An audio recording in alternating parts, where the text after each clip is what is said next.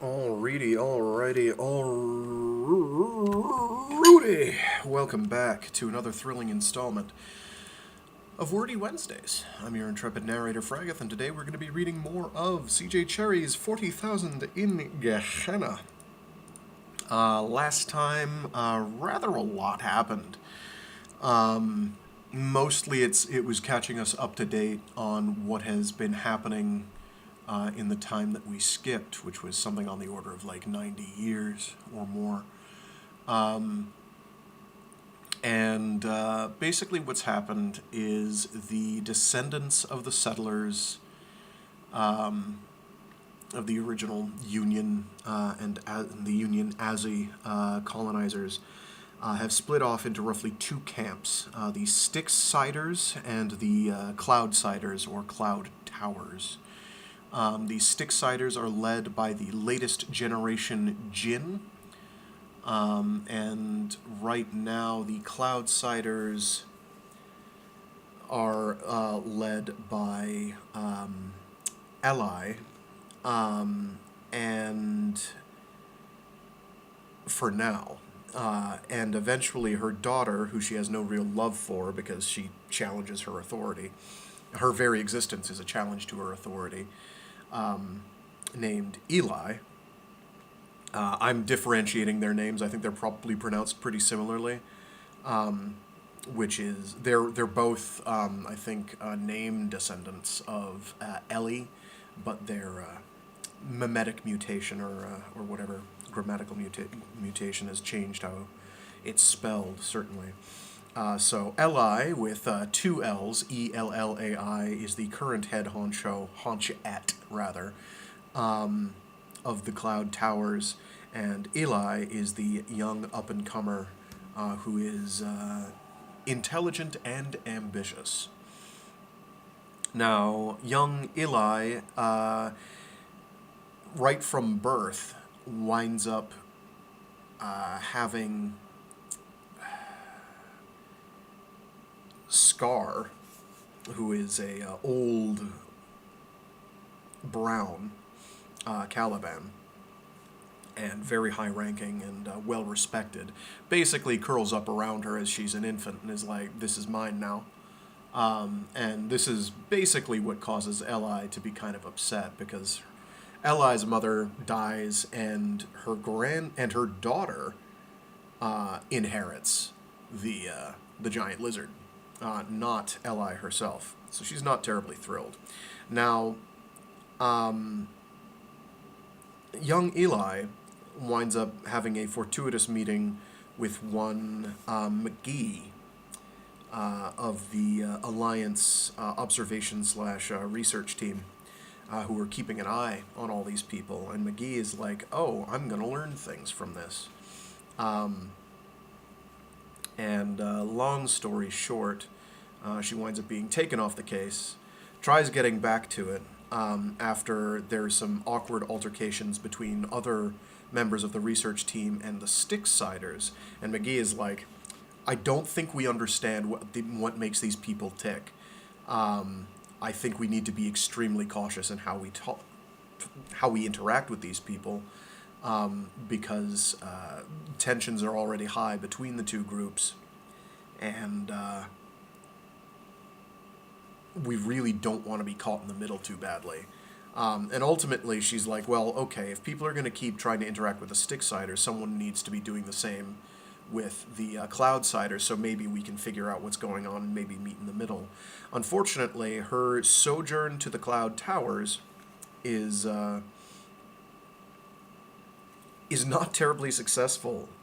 She does manage to make contact, and they're basically like, we don't want what you're offering. We don't. You don't understand us. You're an outsider, and more to the point, we've got it handled, and we can't really have you here. And due to a somewhat failed attempt at healing Eli, I think McGee doesn't take out the quill of something that had gotten stuck in her leg when she was mending the leg, which causes her more harm down the road. Eli, that is. McGee is... Eli does not trust McGee anymore. It's like, oh, well, you thought those ship people were all so smart and clever. Well, if they're so good at what they do, why didn't they know to take out the quill? And therefore leave you limping for life. So Eli is now mistrustful of this individual as well. Did I just... Nope, there it is. I did skip a page. It's okay. That's, I think, catches us mostly up. I had to stop kind of in the middle of things. So what I'll do... Yeah, it should be fine. I'll pick up there.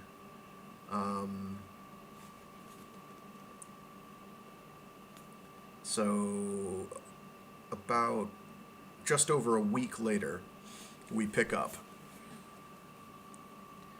with our next chapter.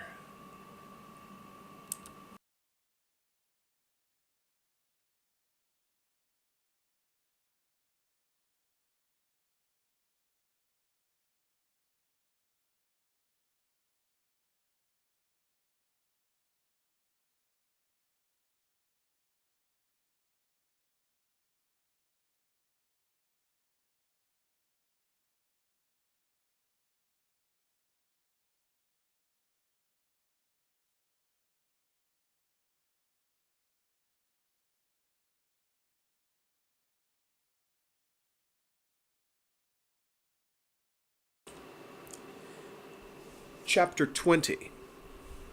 189 colony... Year 189 colony reckoning. Day 43. Report. E. McGee. Has succeeded in direct contact. Further contacts should be pursued, but cautiously. 189 CR. Day 45. Memo. Office of the Director to E. McGee. Your qualification of the incident as a limited success seems to this office to be unfounded optimism. Chapter 21. 189 CR. Day 114. Styxside. Genley looked about him at every step along the dusty road, taking mental notes. Manin trod behind him, and Kim, and in front of them the rider atop his Caliban, unlikely figure, their guide in this trek. Before them the Hitherside Tower loomed, massive, solid in their eyes. They had seen this at distance, done long-range photography, observed these folk as best they could. But this one was within their reach, with its fields, its outbuildings. Women labored in the sun, bare-backed to the gentle winds, the mild sun, weeding the crops. They stopped and looked up, amazed at the apparition of starmen. 189 Colony Reckoning, Day 134. Field Report. R. Genley. The Hitherside Tower is called Parm Tower, after the man who built it. The estimates of tower population are incorrect. A great deal of it extends below, with many of the lower corridors used for sleeping. Parm Tower holds at least 2,000 individuals, and nearly that number of Calibans. I think about 50 are browns, and the rest are greys.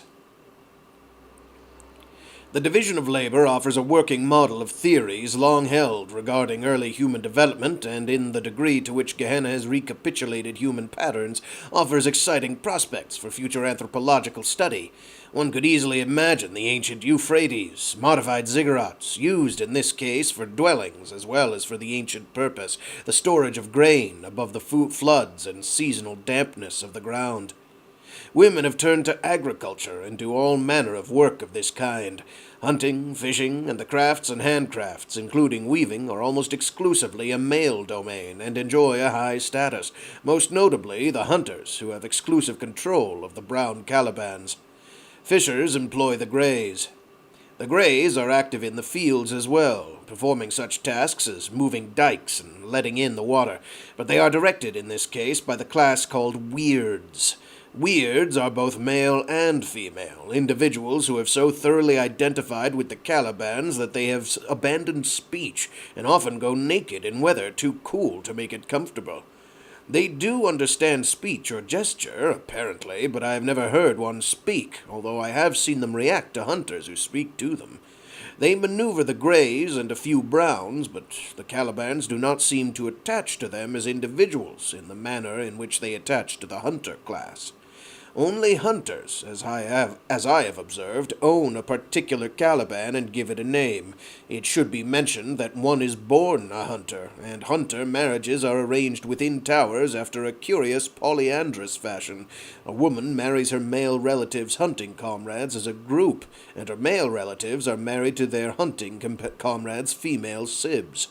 Younger sisters usually marry outside the tower, thus minimizing inbreeding. They are aware of genetics, though, curiously enough, they have reverted to or reinvented the old term blood to handle the concept. There is no attempt to distinguish full brother-sister relationship from half. In that much, the system is matrilineal. But women of hunter class are ornaments, doing little labor but the making of clothes and the group care of children, in which they are assisted by women relieved from field work. All important decisions are the province of the men. I have observed one exception to this rule, a woman of about 50, who seems to have outlived all her sibs and her band. She wears the leather clothing of a rider, has a Caliban, and carries a knife. She sits with the men at meals and has no association with the wives. Crafts and fisher-class women work in the fields with their daughters. Male children can strive for any class, even to be a hunter, although should a lower-class male succeed in gaining a Caliban, he may have to fight other hunters and endure considerable harassment. There is one such individual at Parm Tower. His name is Matzo. He is a fisher's son. The women are particularly cruel to him, apparently resenting the possibility of his bringing some fisher's sib into their society, should he join a hunter group. Over all of this, of course, is Jin himself. This is a remarkable man. Younger than most of his council, he dominates them. Not physically tall, he is still imposing because of the energy which flows from him. The Calibans react to him with nervousness displays, a reaction in which his own plays some part. This is a beast named Thorn, which is both large and aggressive. But the most of it is due to Jin's own force of personality. He is a persuasive speaker, eloquent, though unlettered. He is a hunter, and writing is a craft. He will not practice it. He has survived 8 years of guardianship to seize power for himself at 16, effectively deposing but not killing his former guardian, Mez, of the River Tower, from what I hear. He is inquisitive, loves verbal games, loves to get the better hand in an argument, is generous with gifts. He bestows ornaments free-handedly in the manner of some old-world chief. He has a number of wives who are reserved to him alone, but these are across the Styx. At Parm Tower he is afforded the hospitality of the hunter-class women, which is a thing done otherwise only between 2 bands in payment for some very high favor. This lending of wives and the resultant uncertainty of parentage of some offspring seems to strengthen the political structure and to create strong bonds between Jin and certain of the hunter bands. Whether Jin lends his wives in this fashion we cannot presently ascertain. We apparently have the freedom to come and go with the escort of one of the other hunters. Jin himself has entertained us in Parm Tower Hall and given us gifts which we are hard put to reciprocate. The people are well-fed, well-clothed, and in all have a healthy look. Jin enumerates his plans for more fields, more towers, wider range of his hunters to the north. Memo. E. McGee to committee. It seems to me that it is a deceptively easy assumption that these Styxsiders are recapitulating some natural course of human society. This is selective seeking out of evidence to fit the model Dr. Genley wishes to support. He totally ignores the contrary evidence of the cloud towers, who have grown up in a very different pattern.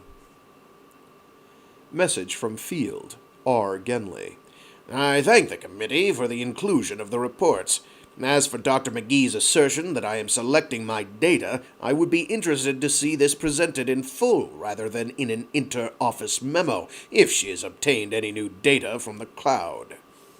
As for the earlier data, I am of course familiar with it. It is not surprising that one of the communities has managed to cling to their ancestral ways and, in their unstressed river plain environment, lack the impetus to change. It is inconceivable that their ways would survive except for the circumstance of their origin which flung them into close community.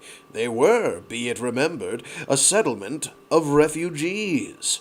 They are not coping well. Their cultivated areas are small. They do not hunt widely, if at all. They are predominantly fishers, which is an occupation, at least as practiced on Gehenna, which does not require physical strength.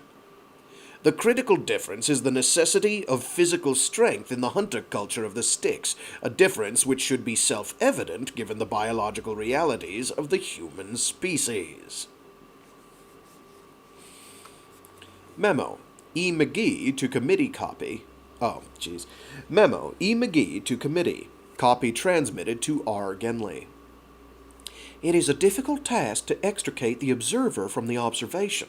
I do not believe we are out here at considerable expense to seek to reaffirm theories dearly held by our various disciplines, but to faithfully record what exists, and secondly, to challenge, where appropriate, theories which become questionable in the light of observed fact. It is possible that the entanglement of the observer with the observation throughout history, along with the sorrowful fact that, in general, only the winners write the accounts of wars, has tended to advance certain cultural values in the place of fact, when these values are confused with the fact by the observer. Fact.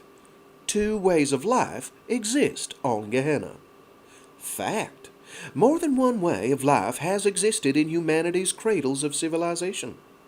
I propose that, instead of arguing old theories which have considerable cultural content, we consider this possibility, that humanity develops a multiplicity of answers to the environment, and if there must be a system of polarities to explain the structure around which these answers are organized, then that the polarity does not in and of itself involve gender, but the relative success of the population in curbing those individuals with the tendency to coerce their neighbors.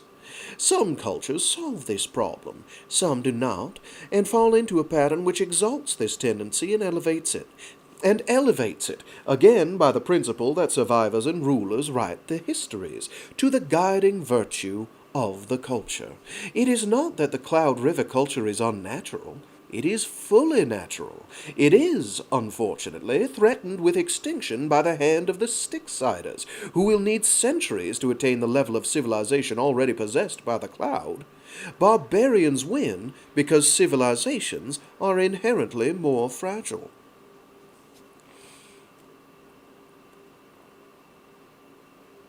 Message from the Field, R. Genley.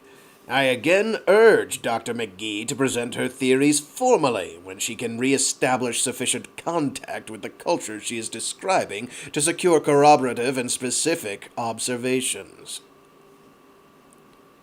Chapter 22. Year 190 Colony Reckoning. Unedited text of message. Dr. E. McGee to Alliance HQ. Couriered by A.S. Pegasus. Considering the personal difficulty of continuing in this position, considering the contribution which I feel I might make elsewhere, and the personal disappointment, considering the unfortunate circumstances which have incurred, I suspect, some personal animosity on the part of the Cloudsiders, Considering the difficulty of life on Gehenna and my personal health, I would like to make application for immediate transfer from the project. I feel that my work here is at a standstill and that at the present level of activity, my assistants are fully competent to conduct my project, and I would urge the Bureau to appoint Dr. Leroy H. Cooper to the post. He has shown himself to be a skilled and dedicated investigator. I feel that a certain cultural and personal bias on the part of the... I wish my application for transfer to cast no shadow on the mission or the staff here. My reasons are medical and personal, involving a sensitivity to certain irritants present in the area.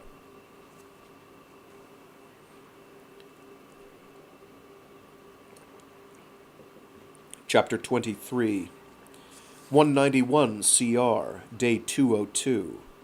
Message, Alliance HQ, to Dr. E. McGee, Gehenna Base. With thorough sympathy for your medical difficulties, the Bureau still considers your presence in the project to be of overriding value, in view of the expense and difficulty of personnel adjustments. So it is with regret that we must reject your application for transfer. We have analyzed the facilities available at Gehenna, both on the base and at the station, for alleviation of your difficulties, and have made shipment of medicines which we feel will provide a wider range of treatment alternatives. 191 CR, Day 205. Prescription, Base Pharmacy, for Dr. E. McGee. For insomnia, take 1 capsule at bedtime. Alcohol contraindicated.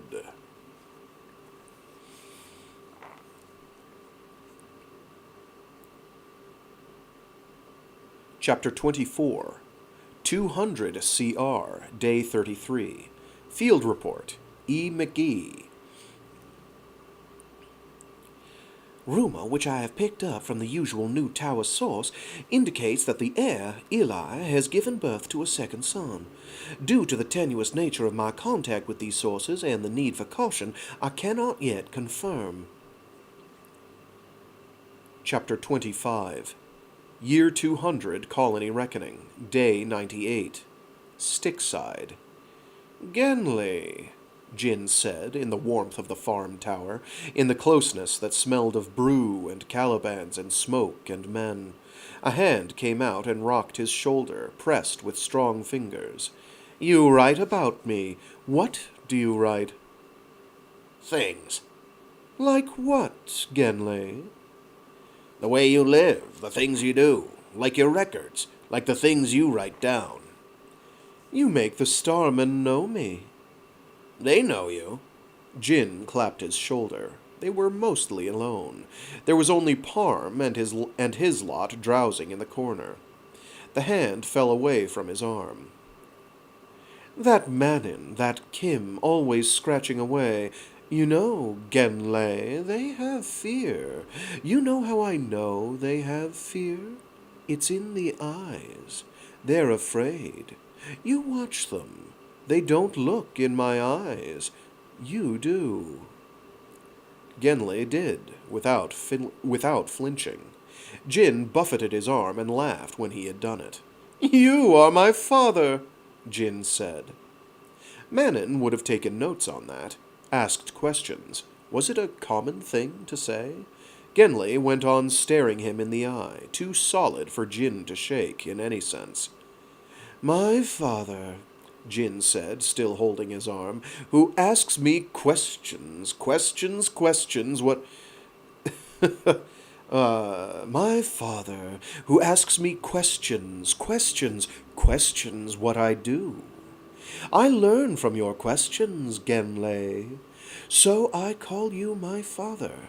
Why doesn't my father ask me gifts? What should I ask for? A man should have women. You want the women, Genley. You go down any time you like. Not hunter women, trouble hunter women, but all the others, any time you like. You like that? 200 CR, Day 120. Field Report, R. Genley. The Lord Jin has made considerable progress towards further stabilizing the government. The reports of dissent in the Trans-Styx have died down following a personal visit of one of his aides to that side, and indications are that the chief of the opposition is now supporting his authority. Memo. E. McGee to Base Director. Copy to R. Genley in the field. The Lord Jin?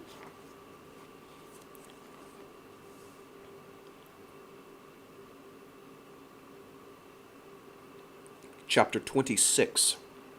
200 CR, Day 203. Field Report, R. Genley. In all, Jin 12's new programs are succeeding. Agriculture is up another 5% this year, for a total of 112% increase since his accession. Road building, a totally new development, has made possible the delivery of limestone to the Hitherside Tower, another of Jin's ideas, gathered from observation, I surmise, of our own constructions inside the wire. The mission has continually observed the zero-trade restriction and most carefully has withheld information, but it could be the mere presence of the base is a goad to the energetic Styxside culture, accelerating their dissatisfaction with conditions as they are. Looking, as they do, through the wire at a permanent city, observing woven clothing and a wealth of metal, they are discontent with what they have. The Lord Jin is particularly anxious for metal, but sees no present possibility of obtaining it. The choice which placed the colony in a fertile deep plain has ironically made that particular advancement difficult until explorations reach the mountainous southeast. The road to the quarries is part of a push in this direction, making possible, if not wheeled transport, the rapid transit of mounted traffic. There has been another development in the surprising invitation of the Lord Jin for me to visit the Farside settlements, an opportunity providing some hazards, but altogether attractive in terms of opening even wider contacts with this unprecedented culture. I have told the Lord Jin that this will require some consultation, and hope for the director's consent. 200 CR, Day 203. Message, Dr. E. McGee to R. Genley. It seems to me that this extension of a quarry road and this interest you name as evidence of a progressive attitude could equally well be interpreted as a certain aggressiveness toward the south. The mountains Lord Jin wants, as you put it, lie within the natural sphere of the Cloudsiders. 200 CR, Day 203. Message, Dr. R. Genley to E. McGee. I do not view that our duties include carving out spheres of influence or manifest destinies of our private protectorates. I do not urge the Styx settlements to any ambition, and I trust that you maintain the same policy with the Cloud, in what contacts you have managed to secure with them.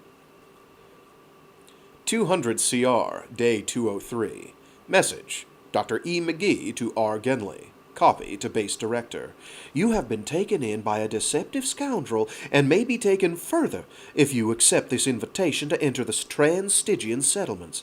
I consider the potential hazard to peace to be unwarrantably great, should advanced technology fall into the hands of this young warlord, and I intend to object to your proposed operations across the Styx for that reason and for no private animosity. 200 CR, Day 206. Memo, Base Director to E. McGee. The board has taken your warning under consideration, but feels that the potential advantages outweigh the risk. Message, Base Director to R. Genley. Arrangements for Trans-Styx operation may be pursued with appropriate safeguards.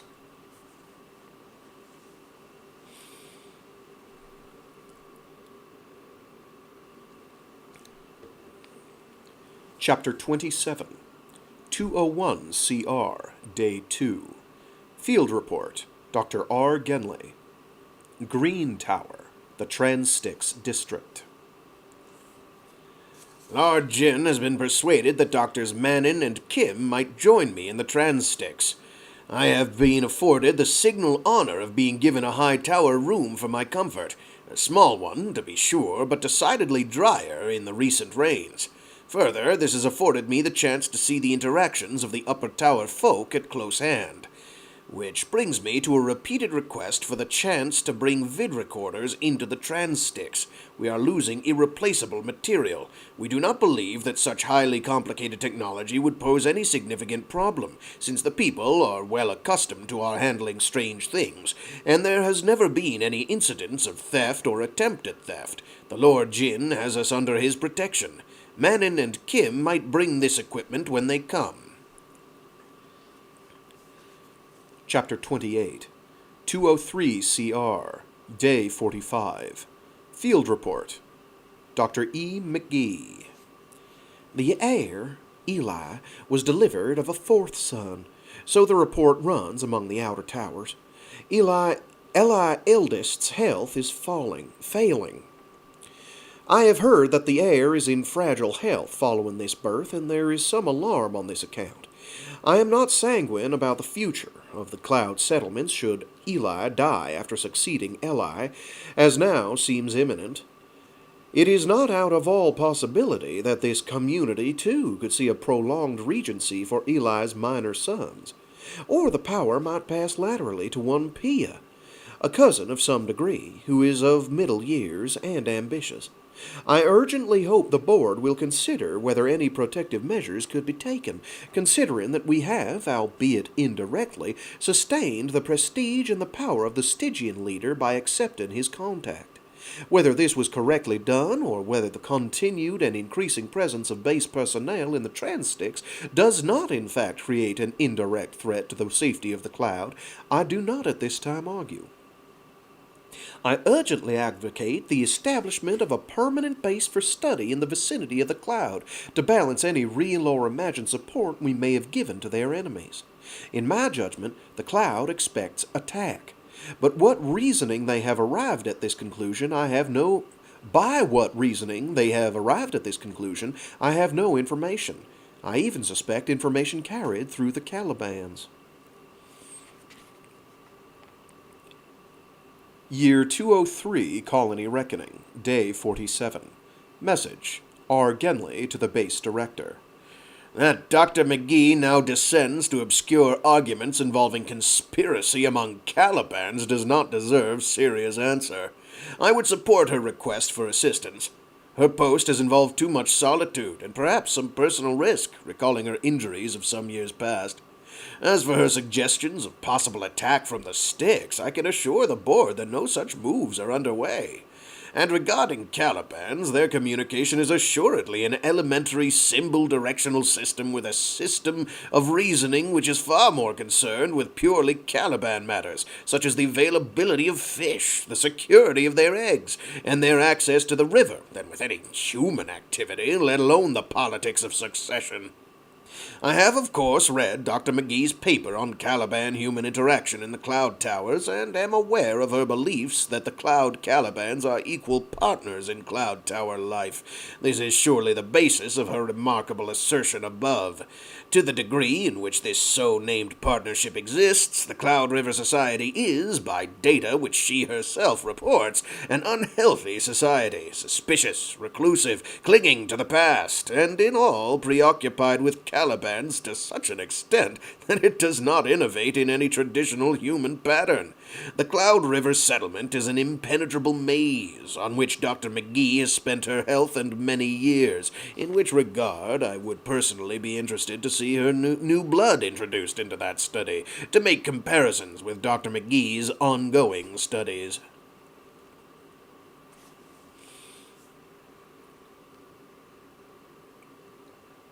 Chapter 29, 204 CR, Day 34, Cloud River Plain. The shelter by no means kept out the damp and the cold. Noon was murky after the fashion of winter days, and the help had gone scuttling back to the warmth of the base under the pretext of supplies when the rascals saw the front coming. McGee wiped her nose and turned up the heater a bit. They let her have that modern convenience, but the latrine was a hole and a shovel to fill it, and water was a rain barrel outside in the muck because otherwise it was hauling 2-liter jugs the whole long distance from the wire. Her coveralls kept her warm, but her feet and hands were always cold, because the cold got up from the ground, and her coat, on its wire hook on the center pole, was drying out over the stove, while her boats were baking in front of it. Warm socks, heated socks, were a luxury as wonderful as dry, fire-warmed boots. There were such things as heated boots, to be sure, and thermcloth and all sorts of wonderful luxuries, but somehow, in the labyrinth of communications with HQ, Gehenna could never make it understood that, temperate climate notwithstanding, the requisitions were needed. A few items arrived. Seniority snatched them up. Medical priorities got them.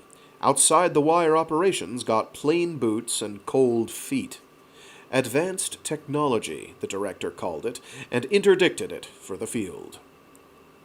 The director had thermal boots for his treks across the concrete base quad, or out about his rounds for the hours he was out. A plague on all directors. McGee sneezed again and wiped her nose and sat down on her bunk by the heater, brushed the dust off her frigid right sole and eased into a heated sock and into a warmer boot, savoring the sensation. Then the other foot. There was never a time when all of her was warm. That was the trouble. One got the feet, or the backside, or the hands, or the front, but the other side was always away from the heat. And baths were shivering misery. She got to her report, on a tablet propped on her lap, scribbling the latest notes. A sound grew into her attention, a distant whisper and fall that brought her pen to a stop and had her head up. Caliban, and moving as Calibans rarely moved in the open grassland. She laid the pen and tablet aside, then thought better of that and dumped both into the safe box that no Cloudsider could hope to crack. It came closer. She had no weapons. She went to the flimsy door, peering out through the plastic specks into the mist. A Caliban materialized. It had a rider on its back, and it came to a stop outside with a whipping of its tail that made its own sibilance in the grass.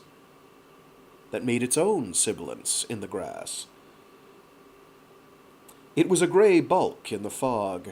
The rider was no more than a silhouette. She heard a whistle, like calling a Caliban from its sleep, and she took her coat from its hook, shrugged it on, and went out to face the situation.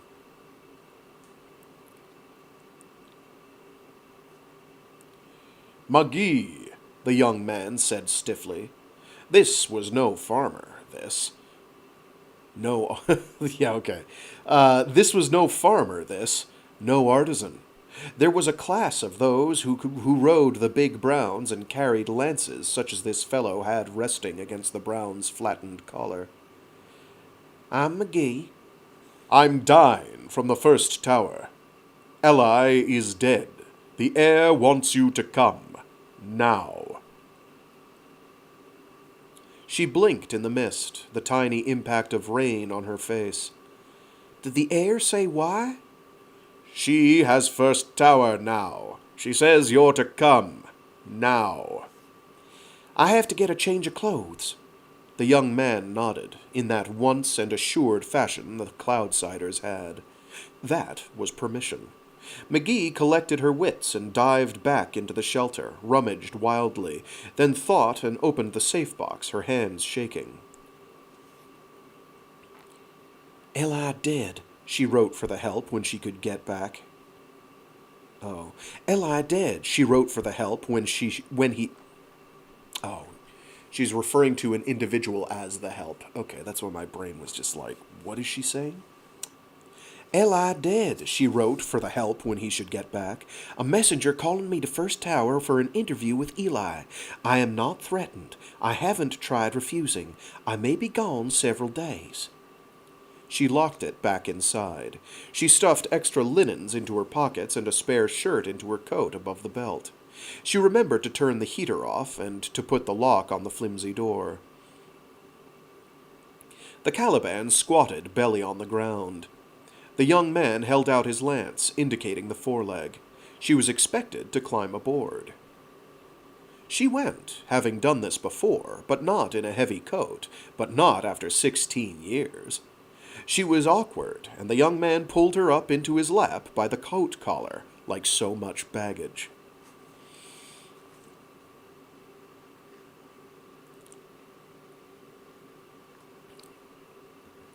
Chapter 30. 204 CR, Day 34, Cloud River. The child had become a woman, dark-haired, sullen-faced, sat in Eli's chair in the center of the tower hall, and Scar curled behind that chair like a humped brown hill, curled his tail beside her feet, and his head came round to meet it from the other direction, so he could eye the stranger and the movement in the hall. Then the elation McGee had felt on the way was dimmed. It had been dimming all the way into the settlement, and reached its lowest ebb now, facing this new ruler on the cloud, this frowning stranger. Only the Caliban's scar gave her hope, that the head stayed low, that he turned his head to look at her with one gold, round-pupiled eye, and had the collar crest lifted no more than halfway. They were surrounded by strangeness, with other Calibans, with other humans, many of the shave-headed kind, crouching close beside Calibans. And weapons. Those were there, too, in the hands of leather-clad men and women. Eli wore a robe, dull red, like the shave-skulls. She was thin as the shave-skulls. A robe lay across her lap. Her hands were all bone. Her face was hollowed, febrile. And the child looked out at her from Eli's face, with eyes cold as the Caliban's. "Eli," said McGee when the silence went on and on, "there wasn't any other way for me to come, or I would have." The sullenness darkened further. "Eli is dead. Twig has swum to sea. I sent for you, McGee." "I'm glad you sent," she said, risking her death, and knew it. For a moment everything was still. A gray moved, putting itself between them. Scar lunged with a hiss like water on fire, jaws gaping, and seized the hapless gray, holding it up on his own 4 legs, towering beside the chair. Thoughtfully he held it. It was stiff as something dead. He dropped it then. It bounced up on its legs and scurried its sinuous way to the shadows, where it turned and darted out its tongue, licking scaly jaws.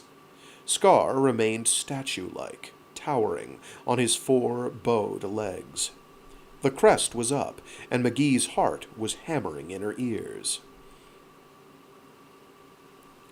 An Ariel came wandering between Scar's thick-clawed feet, and set a stone between them, a single pebble. Scar ignored it. "McGee," said Eli, "what does it say?" "That I should be careful." Laughter, then, laughter startling on that thin face, an echo of the child. "Yes, yes, you should." It died then into a frown, as if the laughter had been surprised out of her, but a trace of it remained, a liveliness in the eyes. Eli waved a thin arm at all about her. "Out! Out now! Let me talk to this old friend." They moved, some more reluctantly than others. Perhaps it was ominous that many of the Calibans stayed. Silence fell in the retreat of steps down the well in the center of the floor, a shifting of scaly bodies. The shifting of scaly bodies. Scar continued to dominate the hall, still curled round the chair. But he settled, flicking his collar crest, running his thick dark tongue round his jaws. "Eli is dead," said Eli again, with all that implied. "So everything has changed." Eli gathered herself up. The lap-robe fell aside. She was stick-thin. She limped like an old woman in the few steps she took away from the chair. An Ariel retreated from her feet. For a moment Eli gazed off into nothing, somewhere off into the shadows, and it was a death's head that stared so, as if she had forgotten the focus of her thoughts, or gathered them from some far place. 16 years, McGee. A long time for me, too. Eli turned and looked at her. You look tired, McGee. The observation surprised her, coming from what Eli had become. As if a little weathering counted on her side, a fraying of herself in the sun and wind and mist. Not used to riding, she said, turning it all away. Eli stared, with an irony the child could never have achieved. It went to sour laughter. She walked over and patted Scar on his side. The lamp-like eyes blinked, one and then the other. I'm Eli eldest, she said, a hoarse, weary voice. You mustn't forget that. If you forget that, you might die, and I'd be sorry, McGee. What do I call you? Eli. Should that change? I wouldn't know. Can I ask things? Like what? Her pulse sped with fear.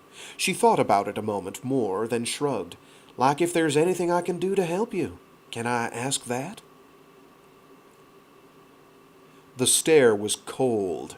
Laughter came out as suddenly as the first time. Meaning, can you notice what you see? No. No, McGee, my friend, you cannot. My heir is 6, my oldest. They have nearly killed me, those boys. The last died. Did you hear? I heard. I didn't report it. I figured that Jin knows enough. Oh, he'll know, that one. The Calibans will say. McGee looked at her. Calibans, she thought. Her skin felt cold, but she felt the heat in the room. Sweat ran at her long temples. Sweat ran at her temples. Mind if I shed the jacket? Am I staying that long? You're staying. She started to unzip. She looked up again as the tone got through in its finality.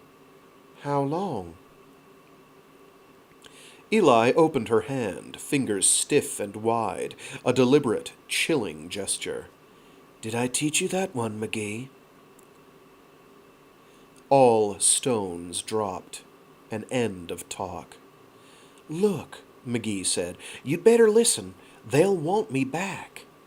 Go down. They know a place for you. I told them. Eli, listen to me. There could be trouble over this.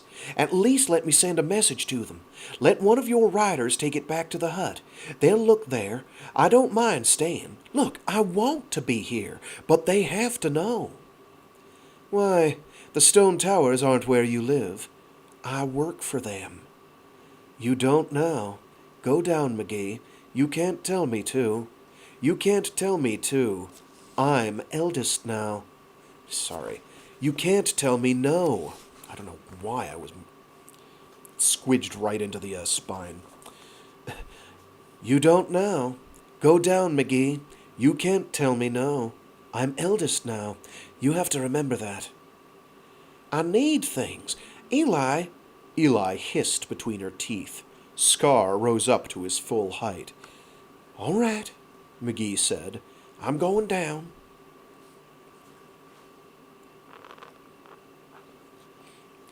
It was a small room on the outer face of the tower. It was even, McGee decided, more comfortable than the hut, less drafty, with opaque shutters of some dried membrane in wood-set panes. They opened, giving a view of the settlement, and a draught, and McGee chose the warmth. Dry clay walls, formed by some logic that knew no straight lines, a sloping access that led to the hall with a crook in it that served for privacy instead of a door, a box of sand for a chamber pot. She had asked those that brought her. They would bring food, she decided, and water. She checked her pockets for the sea rations she always carried about the fields, when a turned ankle could mean a slow trip home. There was that, if they forgot, but she kept it as an option. Mostly she tucked herself up cross-legged on what must be a sleeping ledge, or a table, or whatever the inhabitant wanted it to be, tucked herself up in her coat and her good boots, and was warm. She had had to ask about the sand. She had no idea now whether she was to sit on the ledge or eat on it. She was the barbarian here, and knew it.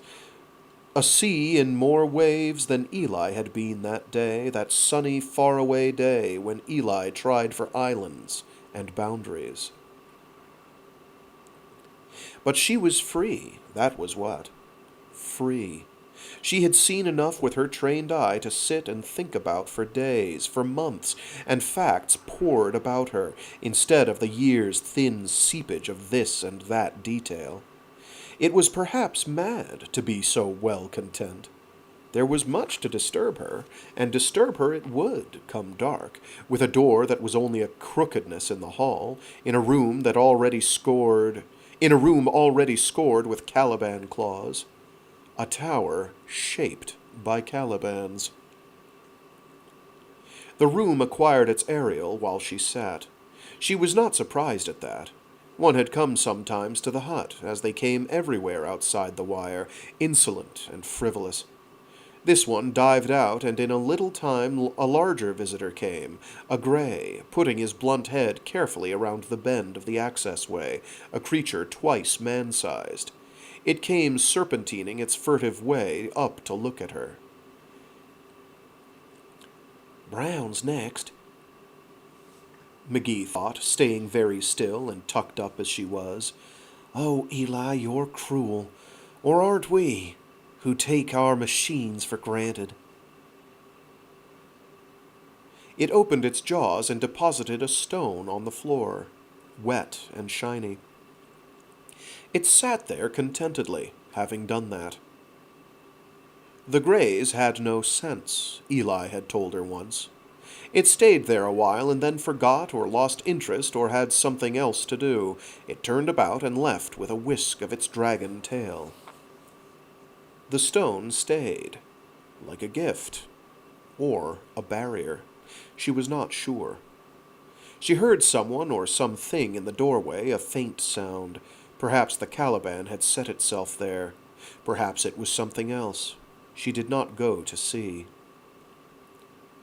But the slithering was still outside when they brought her food, a plate of boiled fish and a slice of something that proved to be mush, and water to drink. 2 old women brought these things. McGee nodded courteously to them and set the bowls beside her on the shelf. No deference.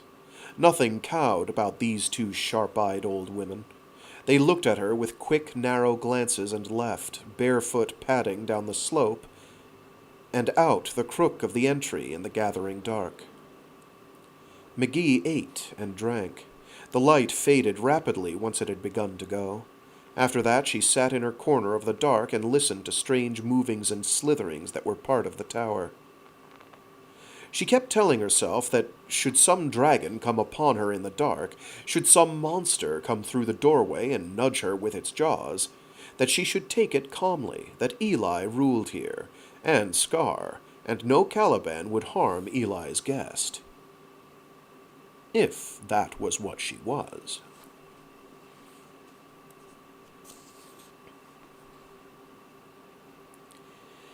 "Good morning," said Eli when Eli got around to her again on the grayly sunlit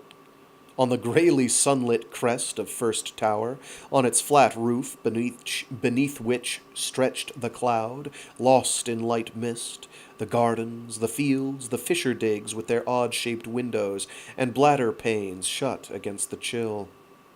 People and Calibans came and went down at the base. McGee looked over and beyond at towers rising ghost-like out of the mist. And she delayed greeting Eli just long enough. "Good morning," she said, as she would say long ago on the shore, when she had been put to waiting, or when child Eli had put her off somehow, a lift of the brow and an almost smile that said, "My patience has limits too," perhaps to vex Eli risked her life. Oh, perhaps to vex Eli risked her life. Perhaps, as with gin, it was a risk not to risk it. She saw amusement and pleasure in Eli's face, and mutual warning, the way it had always been. "Where's Scar?" McGee asked. "Fishing, maybe.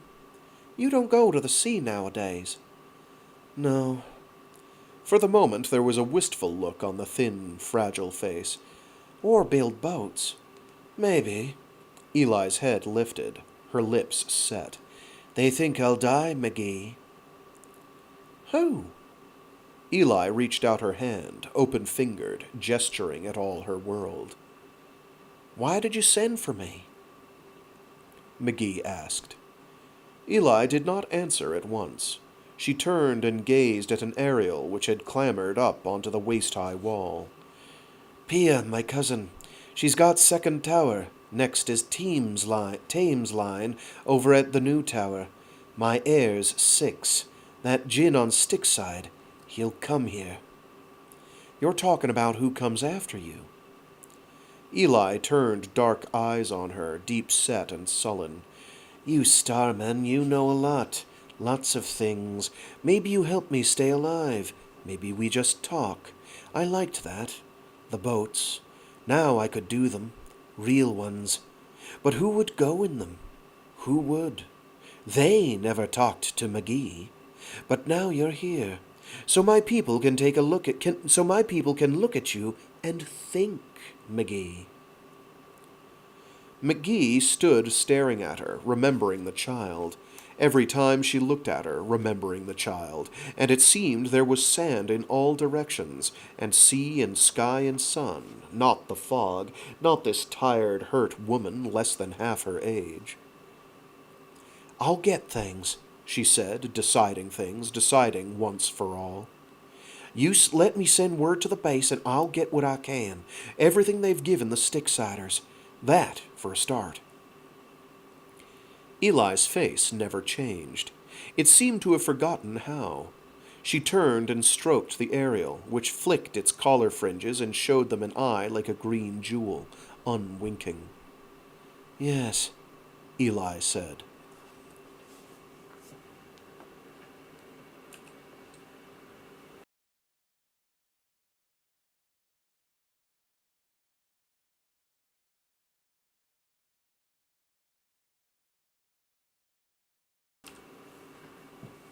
Chapter 31 204 CR, Day 41. Base Director's Office. "Dr. Genley's here," the secretary said through the intercom, and the director frowned and pushed the button. "Send him in," the director said. He leaned back in his chair. Rain pattered against the window in vengeful spats, carried on the wind that whipped between the concrete towers. Genley had done some traveling to have gotten here this fast from Styxside, but it was that kind of news. Genley came in, a different man than he had sent out. The director stopped in mid-rock of his chair and resumed the minute rocking again, facing this huge, raw-boned man in native leather, with hair gone long and beard ragged and lines wind-graven into his face. "Came to talk about McGee," Genley said. "I gathered that. "She's in trouble. They're crazy down on Cloudside." McGee left a note." The director rocked forward and keyed the facts up on the screen. "I heard." Genley no more than glanced at it. "Have the Styxsiders heard about it?" "They got word. Someone got to them. Com wasn't any faster at it." "You mean they found it out from some other source?" "They know what goes on at the Cloud. I've reported that before." Genley shifted on his feet, glanced toward a chair. "Sit down, will you? Want something hot to drink?" "Like it, yes. Haven't stopped moving since last night." "Tyler," The director punched the button. 2 coffees." He rocked back and looked at Genley.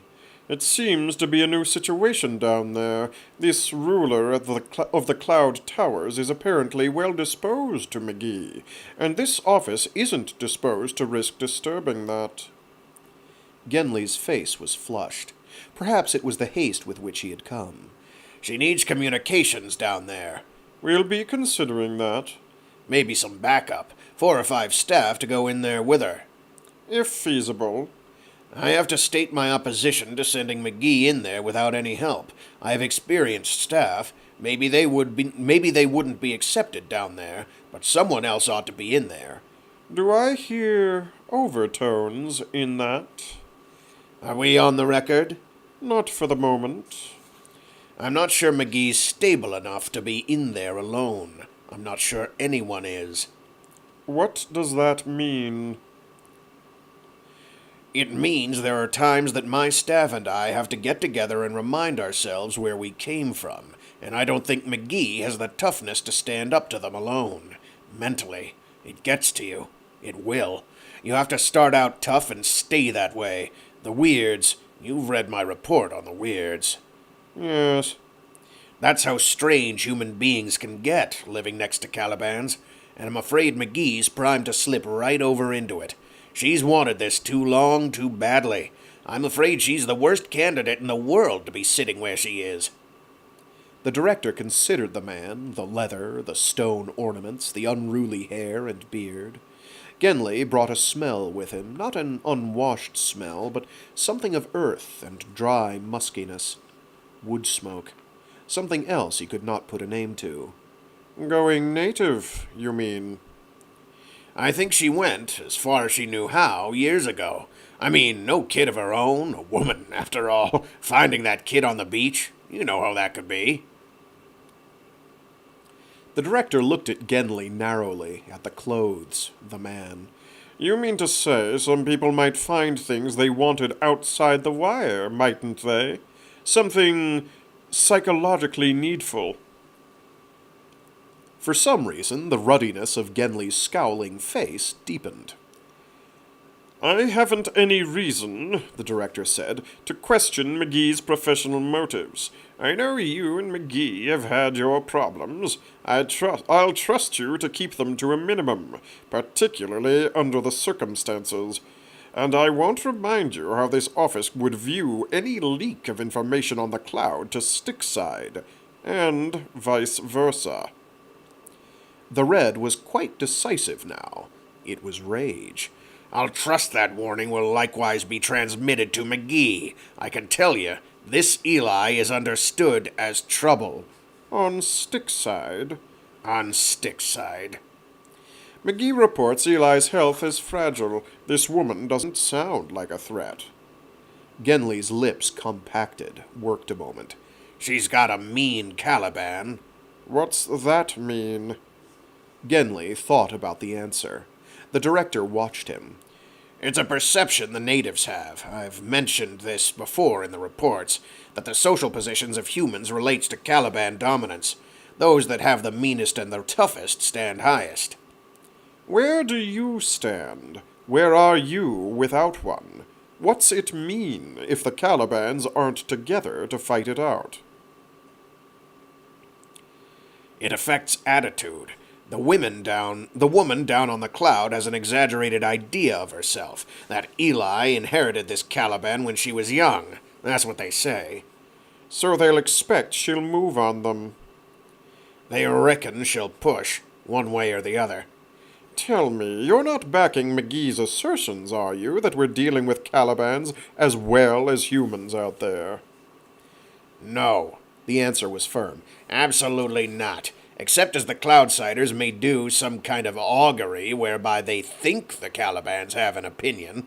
The old Romans, they used to plan their days by the behavior of geese, the flight of birds.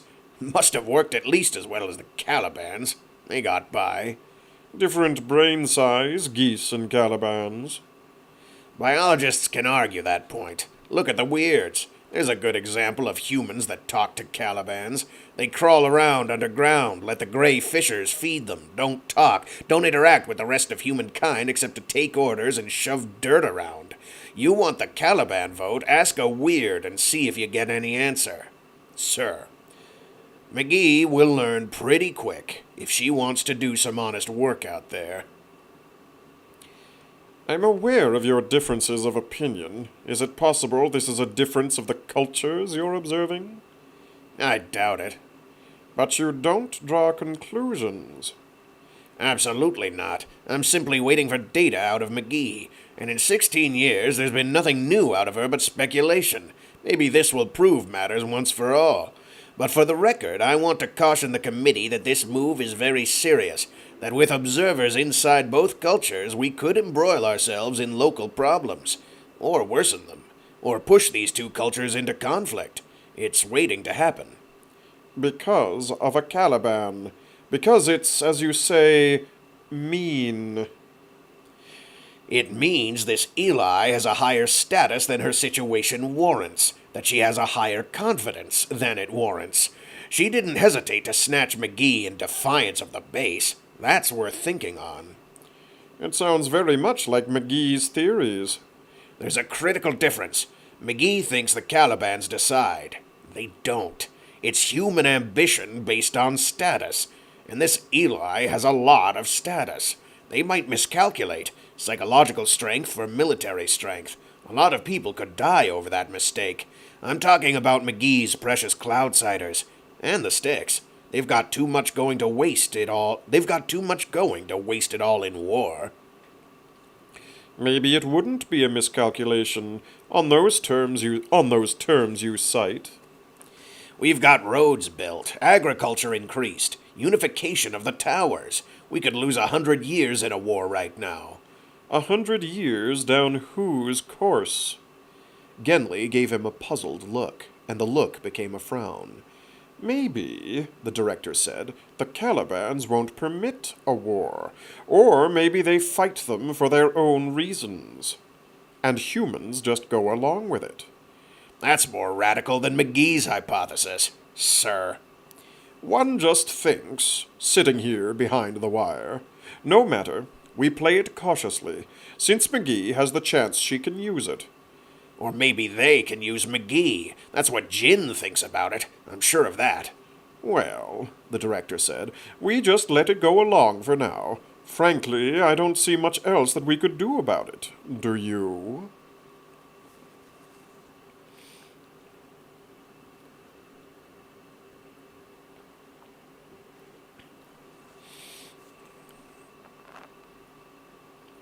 Chapter 32.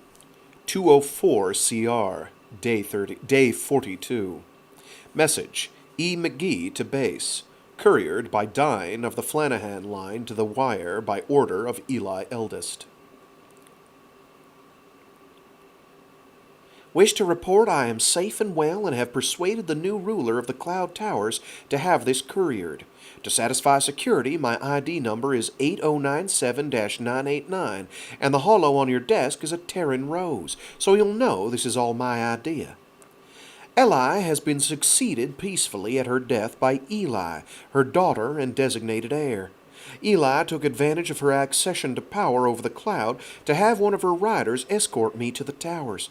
I have been treated with all courtesy and am presently comfortable and content in my situation. This is a rare opportunity with the Cloud Towers and presages an era in which I believe the Cloud may be as productive in research as the Styx has been in recent years. I am not eager to break my stay here at this stage in which I believe much good can be accomplished in stabilizing mission relations with the Cloud. I will need some equipment and supplies.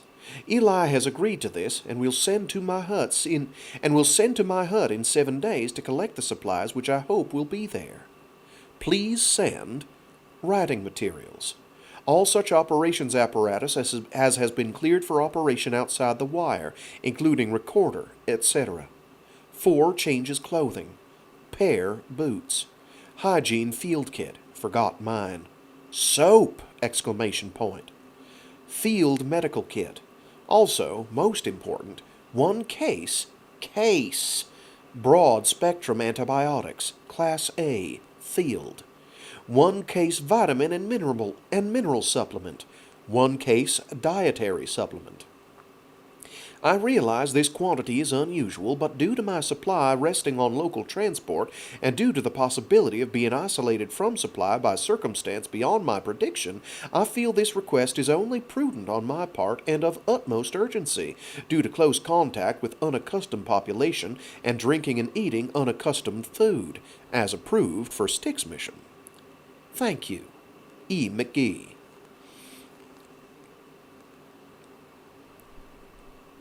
204 CR, Day 42. Base Director's Office. I am going to approve this, The director said to the secretary.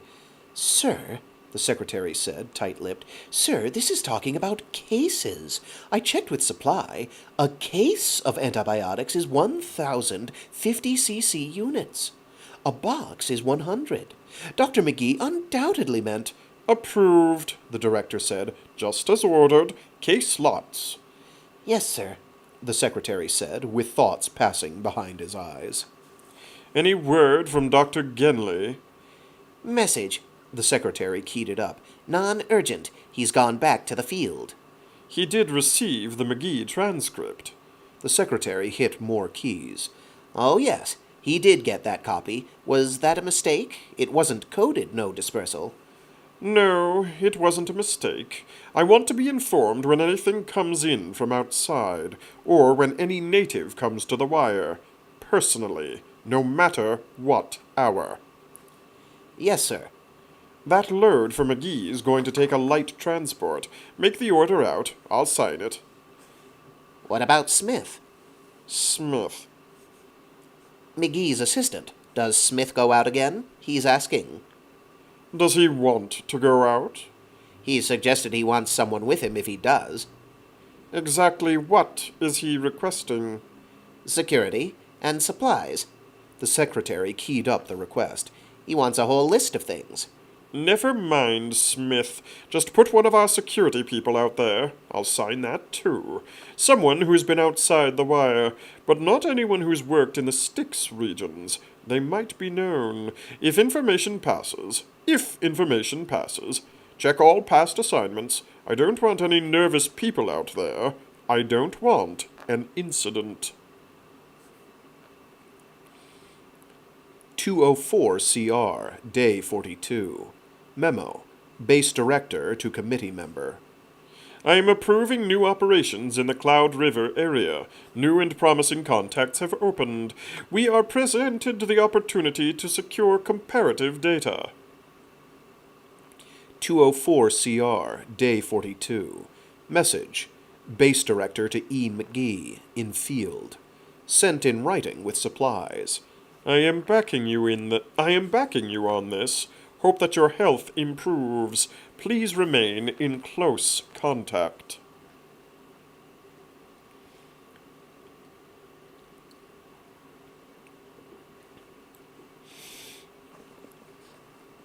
Chapter 33. Year 204 CR. Day 200. Cloud Towers.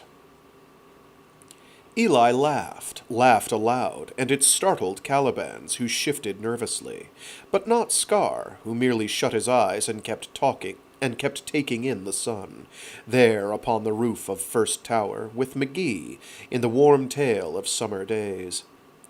And McGee went on telling her heir how... What? Oh, okay, she's talking... Yes, okay, very good. She's talking to Eli's child.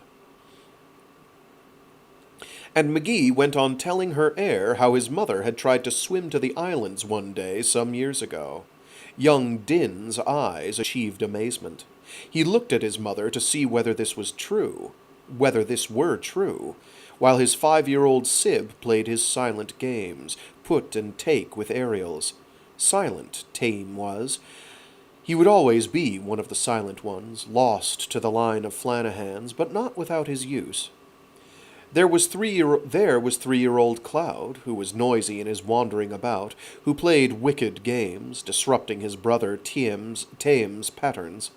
But Ariels retrieved his thefts, and nurses interfered when he grew too persistent.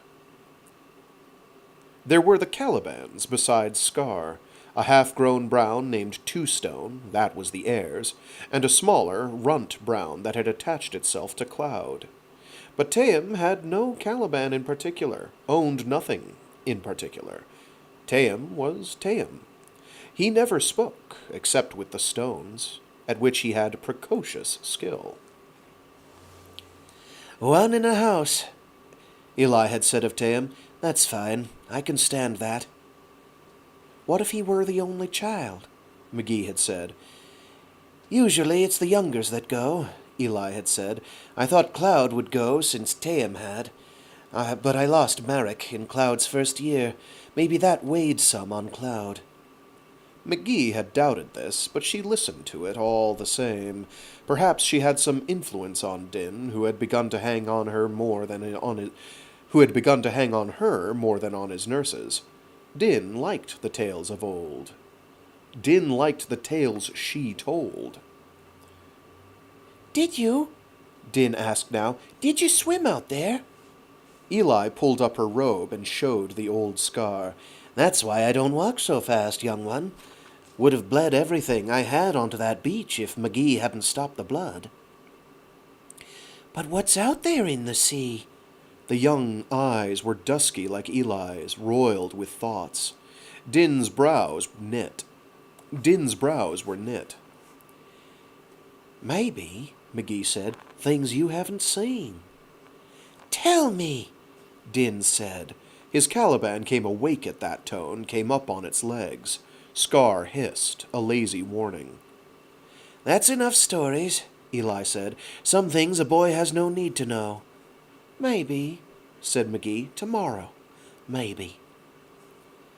"Go away," said Eli. "I'm tired of boys." Din scowled. His Caliban was still up and darting with its tongue, testing the air for enemies. "Take your brothers with you," said Eli. "Hey!" Nurses came, the two old women, fierce and silent, half-weirds themselves. There was no escape for the boys. Rowdiness and loud voices near Scar were not wise. So they went away. And Eli kept sitting in the sun, Caliban-like, basking on the ledge against the wall. All about the towers the fields were golden. Between them, like skirts, gardens remained green atop the odd mound houses of the fishers and workers. Weirds sat on riverside like lopsided cages, and fish hung drying, beside rows and rows of drying washing and drying fisher ropes and nets. McGee smiled in the tight, quiet way of tower folk, minor triumph. She knew what she did. Eli was well pleased, if one knew how to read tower folk gestures. Her air had come from silence to questions, and from sullen disdain to a hurting need to know, and from disdain of Eli to perhaps a curiosity and a new reckoning what his mother was. For quite unexpectedly since spring Eli had begun to flourish like a hewn tree budding, had put on weight. Muscle was in the way Eli moved now. It might have been the exercises, the antibiotics against persistent low-grade fever, the vitamins and trace minerals. McGee herself was not sure, but there were differences in diet on the Cloud, and she hammered them home to Eli. "Fish guts," Eli had said in disgust. "Listen to me," McGee had said. "Styxsiders eat greys. They get it that way. Greys eat all the fish. Fish eat other fish. Whole. You won't eat greys, so you'll have to do better with the fish. Net the little ones. Smoke them. They're not bad." "I like the pills fine," Eli said. "Haven't enough for everyone," said McGee. Want healthy people?" So the nets, and soups and such, and fish dried against the winter-time when fishing was scant. Interference, they would call it behind the wire. Chapter 34. Notes, Coded Journal by Dr. E. McGee. "So I ask the boy questions. I tell him stories. The sullenness is gone. Used to look at me like I was something too vile to think on. Used to look at his mother the same way, but there's respect when he talks to her now. What I find here between Eli and her sons is strange. We talk in cultural terms about maternal instinct. It's different here. I don't say Eli doesn't have any feeling for her sons. She talks with some disturbance of losing one baby, but I draw no conclusions whether the distress is at the discomfort without reward, at the failure, at some diminution. It's split in half, so my brain is trying to see two sides of the page. Let's try this again. She talks with some disturbance of losing one baby, but I draw no conclusions whether the distress is at the discomfort without reward, at the failure, at some diminution of her self-respect, or whether it's what we take for granted is universal in human mothers. Here is an instance where we have adjusted data to fit the desire, since it is ourselves we measure. The human species is full of examples of motherhood without feeling. Can a researcher impugn motherhood? Or have we been wrong because it was as a species safer to construct this fantasy? How many such constructs has the species made? Or is it the attribute of an advanced mind to make such constructs of an abstract nature in its folklore when its genetic heritage doesn't contain the answer? Folklore as an impermanent quasi-genetics? Do all advanced species do such things? No, not necessarily. Or I am wrong in what I see. They are union. They came out of labs. 200 years ago. There's been a lot of babies born since then. Eli's sons had different fathers. Some cloud tower folk pair for what seems permanence. Most don't. I asked Eli if she chose the fathers. Of course, she said. One was Din, one was Cloud, one was Taim, and Marek. So the boys have the father's name. I haven't met the mates, or we haven't been introduced. Eli said something that shed some light on it, about Taim. That man's from New Tower. Scar and that Caliban were trouble. He ran. Got rid of that one. Killed him? I asked, not sure whether she was talking about the Caliban or the man. No, she said. And I never did find out which one. But Taim rules what they call the New Tower over by the sea, and I think it's the same Taim. Relations seem cordial, at least at a distance. I say Eli has no motherhood. I found the relationship between herself and her sons chilling, like a rivalry, one in which the dominancy of the Caliban seemed to have some bearing, and Taim's lack of one, his silence, Eli's resignation, no, her acceptance of his condition. Humans bearing children to give to Calibans? But today I picked up something I hadn't realized, that Eli treats her heir as an adult. Cloud can run about being a baby. Weirds take care of him, and those two old women. Taim, no one knows what Taim needs, but the Weirds see he gets it, I suppose. Only this 6-year-old is no child. God help us, I haven't seen a child in 20 years except in natives, but that's no 6-year-old of any mindset I'm used to. He's like Eli was, quiet, grown-up like. Is even childhood one of our illusions?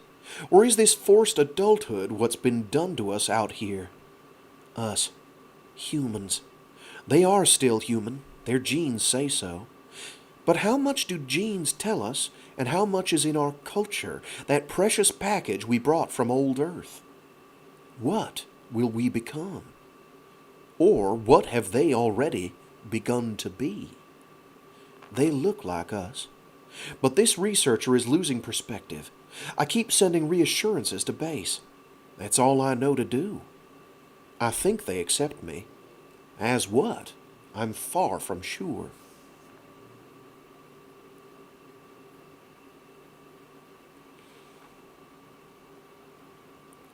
Chapter 35, 204 CR, Day 232.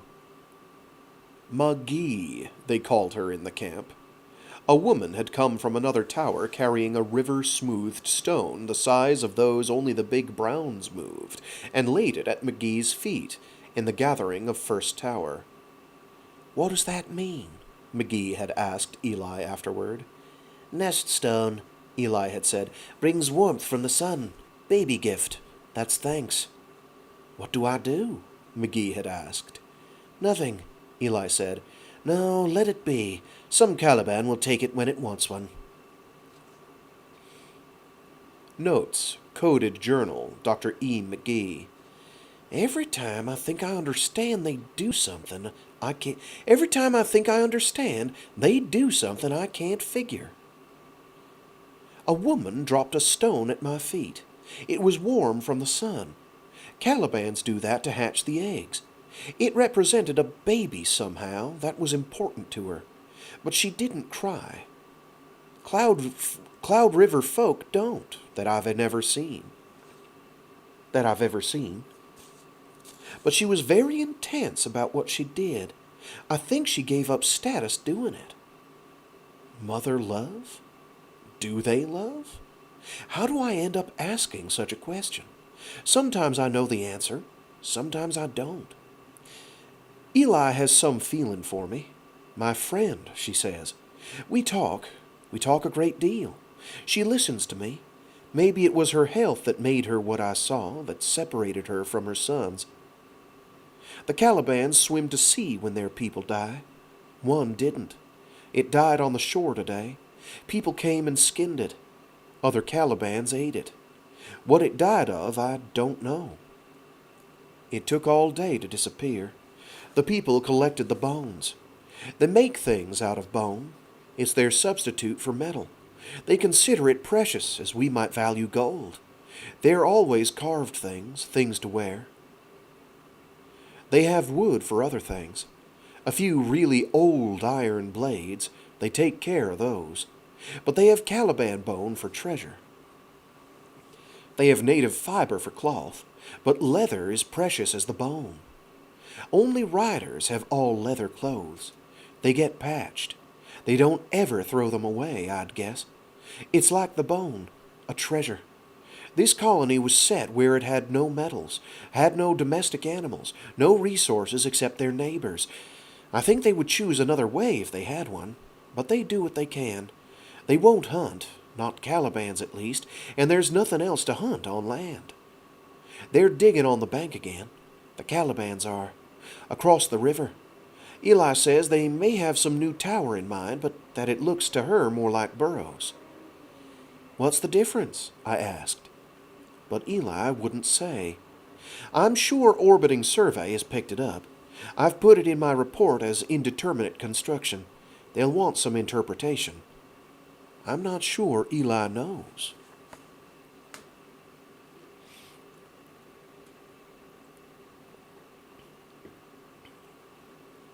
Chapter 36. Year 204, Colony Reckoning. Day 290. Cloud Towers. On the summit of First Tower, under a dying summer sun. McGee, what is it like to fly?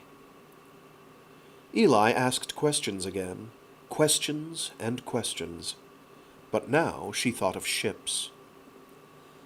Like sitting on something that shakes, McGee said.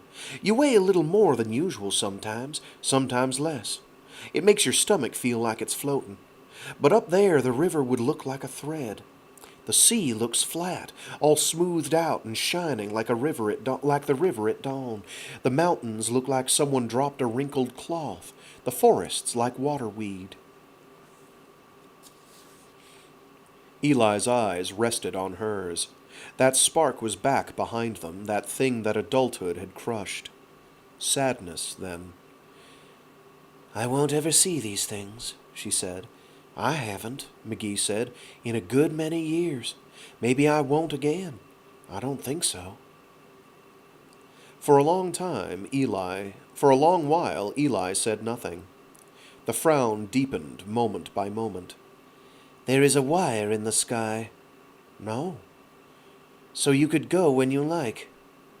McGee thought about that one, not sure where it led. Could we? Eli asked. We say that the wire keeps your stone towers safe. But is that so, McGee? The ships come and go from inside there to outside. I think that wire keeps us away from ships. My boats, McGee, what could they find but places like this one? They couldn't find where we came from. We just go back and forth, on rivers and on seas, and find more islands. But we couldn't go up. You watch us from the sky. How small, you say. How small. What did we do, McGee, to be shut away? McGee's heart was beating very fast. Nothing. You did nothing. How do you know all this, Eli? Did you figure it? Books, Eli said finally. Old books. Could I, asked McGee, and her heart was going faster still, could I see these books? Eli thought about it and looked at her very closely. You think something might be important to you in these books, but you know where we came from. You know everything there is to know. Don't you, McGee? I know the outside, not the inside, not things I'd like to know. Like what? Calibans, like how you know what they're saying. Books won't tell you that. Books tell about us, where the lines started, how we got to the cloud, and how it was then, and how it was then, how the Styxsiders began. How did they? Eli thought again, frowning, opened her hand, palm up. Can't say it so you'd understand. It's patterns. Notes. Coded Journal, Dr. E. McGee. There are 1,000 gestures that have meaning among Cloud River folk, gestures which I think are the same for Styxside. Often they actually use stones, which some folk carry in their pockets or in small bags. But particularly the riders have a way of expressing themselves in sign, pretending the fingers are dropping pebbles, or picking them up. There's no alphabetic system in this. The signs are true signs, having a whole meaning in the motion. But they do ride. Counting both sign and writing, there's considerable education among these people, no mean feat considering the diversity of the systems. Concerning communication with the Calibans, there are some concepts that pass back and forth. A Caliban can ask a human a direction and basic intentions.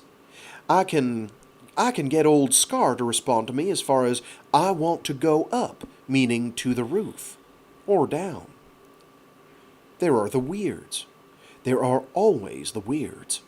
They care for the children, and they function somewhere between priesthood and janitorial duties.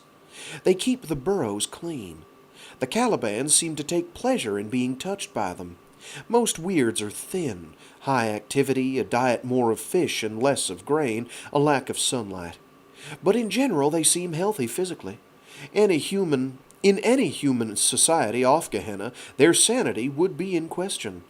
It is uncertain whether this is a mental aberration peculiar to the culture, as certain human cultures historically have spawned certain disorders with more frequency than others, or come up with completely unique maladies. Hypothesis. This is a mental disorder uniquely produced by Gehennan culture with its reliance on Calibans. Humans identify completely with the creatures on whom all humans rely for survival, and receive a certain special status which confirms them in their state. Hypothesis. This is a specialized and successful adaptation of humankind to Gehenna, growing out of the Azi culture which was left here in ignorance. Hypothesis. Weirds can talk to Calibans.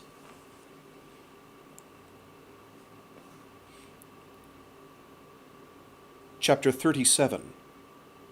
204 CR, Day 293. Cloud Towers, the top of First Tower. You mean you can't say it in words? It's not a word thing. Eli laughed strangely and made a scattering gesture. Oh, McGee, I could tell it to Din and he'd know. I can't figure how to do it. Teach me to pattern. Teach you. At least as much as the boy knows. So you tell the stone towers? So they know if we got underneath the wire? There was a time the towers fell, more than once. There was a time the whole base sank in. We remember, too. Scar had stirred, putting himself between them and the aerial, which cleared the wall in a great hurry. Eli scratched the scaly jaw, looked at her beneath her brows. They're building the Manu Tower this year, the Styxsiders, closer to the wire. You think the base is in danger? Styx is trouble. Always is. You tell the stone towers that with your comm. She nodded toward the river, up it, toward the forested horizon. Our riders move up there. They kill a few this year, I think. Maybe next. That's in the patterns. How? McGee asked. Eli, how do you mean, in the patterns? Eli stretched out her hand, swept it at all the horizon. You write on little things. Calibans, they write large. They write mountains and hills and the way things move. A chill was up McGee's back. Teach me, she said again. Teach me. Eli stroked Scar's jaw again, thoughts passing behind her eyes. Calibans could make one mouthful out of you. Human beings? Been known. I send you down with them. You could be in bad trouble. I didn't ask to go anywhere with Calibans. I asked you to teach me, yourself. I've showed you all the things I can show. The things you want, McGee. You got to go down to them. You can talk and talk to me. I can show you up and down and stop and such. But you really want to talk the patterns, you got to talk to him. One vast eye stared at her, gold and narrow-pupilled in the light, a round of iris bigger than the sun.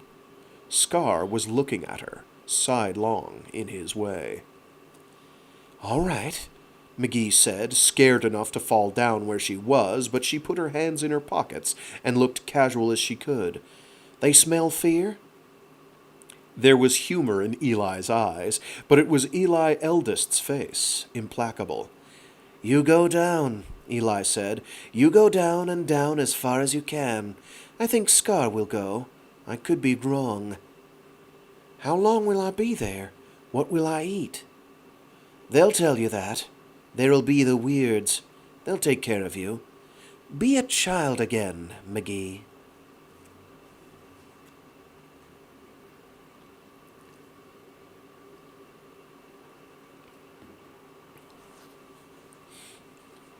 "204 CR, Day 203.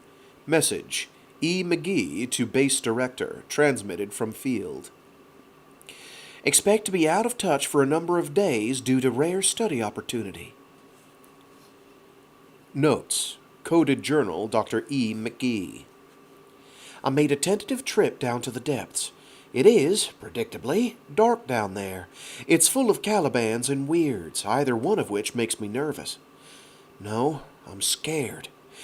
I think, personally afraid in a way I've never been afraid of anything, not even dying. This is being alone with the utterly alien, vulnerable to it. Isn't that an odd thing for a xenologist to fear most in all the world? Maybe that's why I had to go into this work, or why I got myself into this, like climbing mountains. Because it's there. Because I have to know. Maybe that has to do with fear. Or craziness. I think they would let me go if I asked. At least back upstairs. But I've got myself into one. Eli would say she told me so.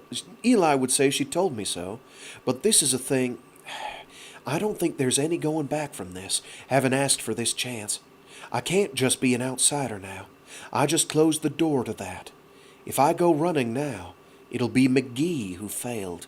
McGee who was afraid. It would mark what Eli is, and where I can't reach her, and I'd live here as something neither fish nor fowl. So I don't see anything else to do. Chapter 38. Question mark. Cloud Tower. The lower section.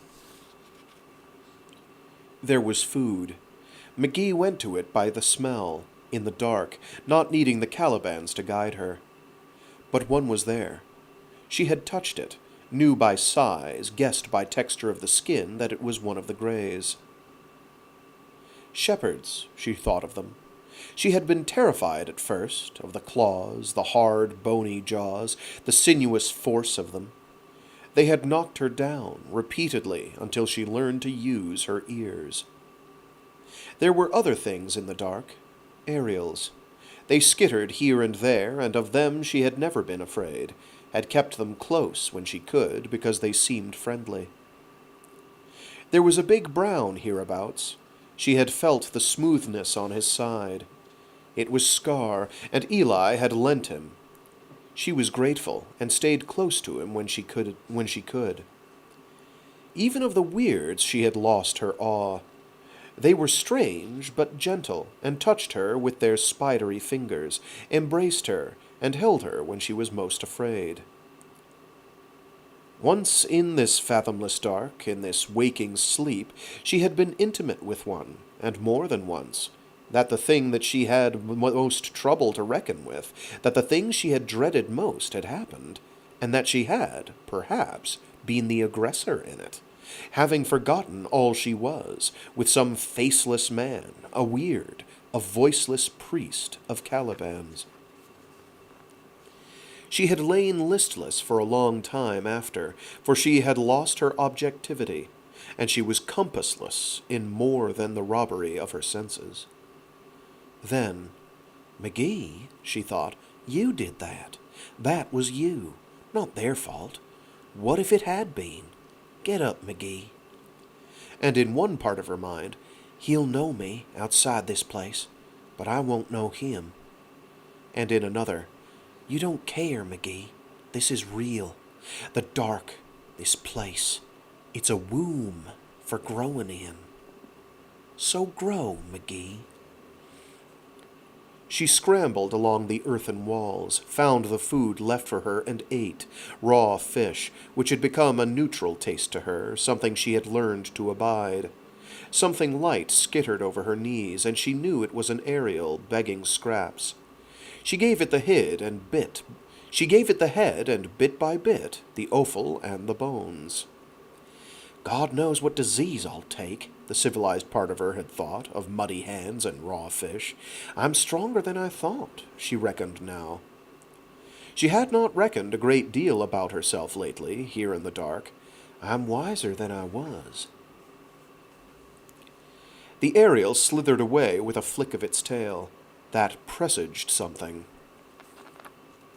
A gray came then. She heard it moving. She drew to the side of the passage in case it wanted through. It arrived with a whispering of its leathery hide against the earth, a Caliban in quiet approach. It nosed at her. She patted the huge head, and it kept nudging. Move, move. So she must. She went with it, this Caliban shepherd, up and up. This was different.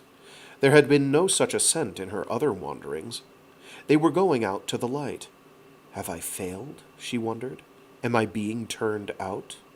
But no weird had tutored her, none had been near her she had lost track of the time. Daylight was ahead, a round source of the sun. She went more slowly now, to accustom her eyes, and the gray went before her, a sinuous shape moving like a shadow into what proved twilight, a riot of color in the sky. But we have left the towers, McGee thought, rubbing at her eyes. The river was before her. Somehow they had come out by the river, where Caliban mounds were, beside the fisher nets. I should find Eli, call the base. How many days? Something overshadowed her on the ridge.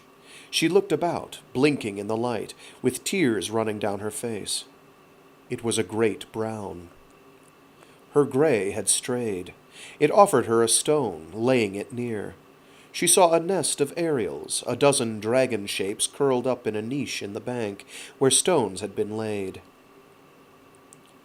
It was a strange moment, a stillness in the air. "Here I am," she said, and the sound of her own voice dismayed her, who had not heard a voice in days. It intruded on the stillness. An Ariel wriggled out and offered her a stone. It stayed, flicking collar fringes, lifting its tiny spines. She squatted, took the stone, and laid it down again. It brought another, manic in its haste.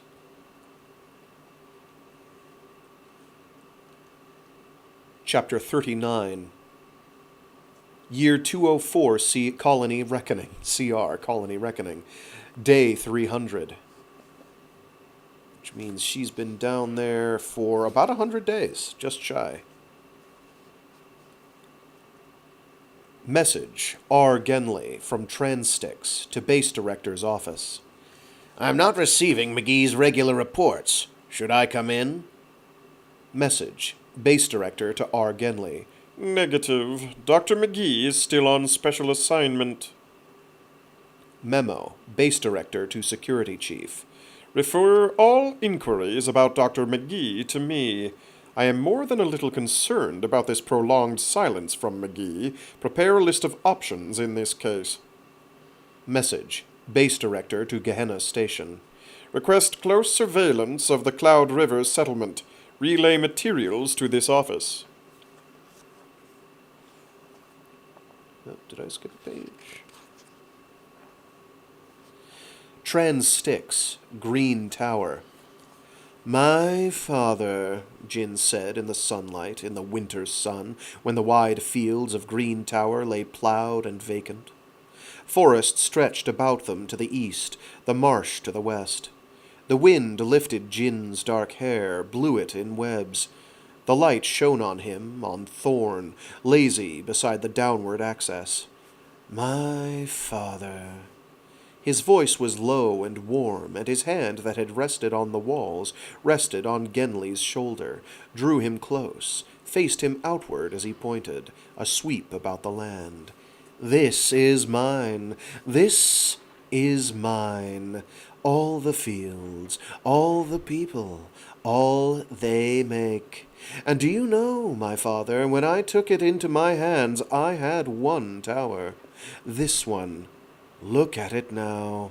Look, Genley. Tell me what you see. There was a craziness in Jin sometimes. Jin played on its uncertainties, unnerved some men. Genley looked on him with one brow arched, daring to dare him back. Would you think, Jin said, that a man has tried to kill me today? It was not a joke. Genley saw that, and the humor fell from his face. When? Who? Mez Younger sent this man. This was a mistake. Mez will learn. Jin set both his hands on the rim of the wall, fists clenched.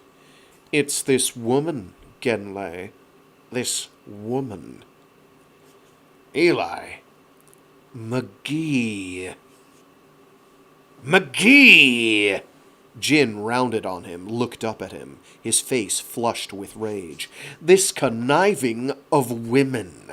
This thing goes on. Jin is a fool, they say. He lets the Starmen play with him. He listens to them while they talk to this Eli, and this Eli learns anything she wants from McGee. And if Jin is a fool, then fools can try him, can't they? Genley took in his breath. I've warned Base about this. They don't listen to you. I'll file a complaint with them if you've got something definite I can say to them. I'll make them understand.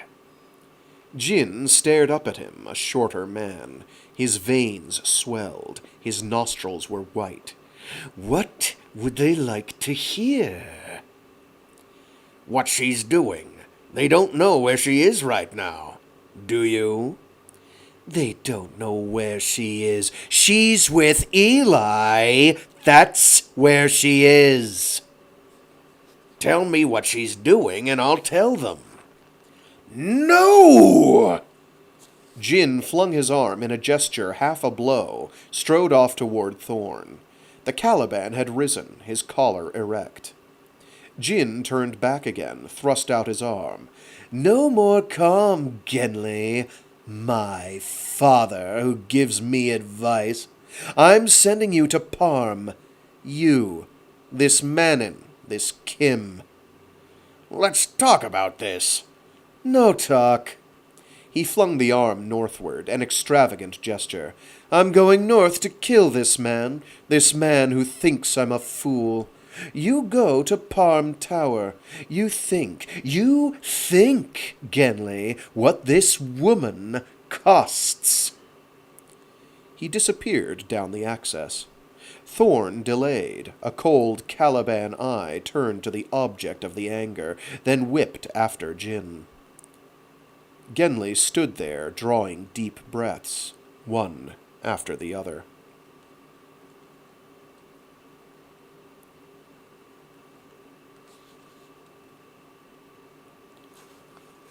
Chapter 40. Written as Roman numeral XL. Year 204, Colony Reckoning, Day 321. Cloud Towers. "McGee," said Eli. The Starman looked at her, met her eyes, and Eli felt the stillness there. The stillness spread over all the room and into her bones. Her people were there. There were Calibans. They brought McGee to her, this thin, hard stranger with loose, tangled hair, who wore robes and not the clothes she had worn, who could have worn nothing and lost none of that force she had. But McGee was not McGee of the seashore, of the summer, and she was not the child. "Go," Eli said to the roomful of her people. "All but McGee. Go." They went, quietly, excepting Din. "Out," said Eli. "Boy." Din went out. His Caliban followed. Only Scar remained. And the Greys. "A man came from behind the wire," said Eli, 4 days ago. "We sent him away. He asked how you were." "I'll have to call the base," McGee said, "and tell them about Calibans." McGee was silent a long while. It became clear she would not answer. Eli opened her hand, dismissing the matter, trusting the silence more than assurances. "No words," said McGee finally, in a hoarse, strange voice. "You knew that." Eli gestured yes, a steadiness of the eyes. And McGee picked it up, every tiny movement, or at least enough of them. "I want to go back to my room," McGee said. "There's too much here." "Go," Eli signed in mercy, in tenderness. McGee left, quietly, alone.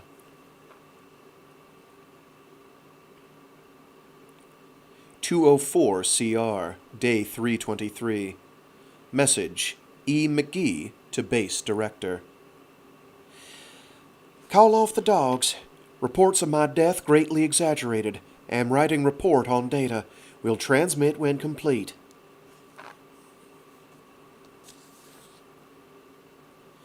"204 CR, Day 323. Message, Base Director to E. McGee. Come in at once with full accounting." 204 CR, Day 323. Message, E. McGee to Base Director. "Will transmit when report is complete." 204 CR, Day 326. Notes, Coded Journal, Dr. E. McGee. "I've had trouble starting this again. It's not the same. I know that. I know." Chapter 41. Year 204, Colony Reckoning. Day 328. Cloud Tower. Security had sent him. Kiley. A decent man. McGee had heard about him, or at least that something was astir, and then that it was outsider, and when she heard that, she knew. She had put on her outsider clothes, cut her hair, perfumed herself with outsider smells. She went there, to the hall where the riders would bring the outsider. "Kylie," she said, when Eli said nothing to this intruder. He was one of the old hands, stable. His eyes kept measuring everything because that was the way he was trained. He would know when someone was measuring him. "Good to see you, Doctor," Kylie said. "The director'd like to see you. Briefly. Sent me to bring you." "I'm in the middle of something. Sorry." "Then I'd like to talk to you. Collect your notes. Take any requests for supplies." "None needed.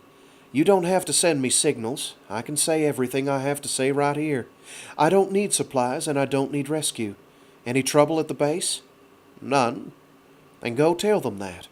"Doctor, the director gave this as an order." "I understand that. Go and tell him I have things in progress here." "I'm to say that you refuse to come in." "No, just what I told." "Could you leave if you wanted to?" "Probably, but I won't just now." "Yes, ma'am," Kylie said tautly.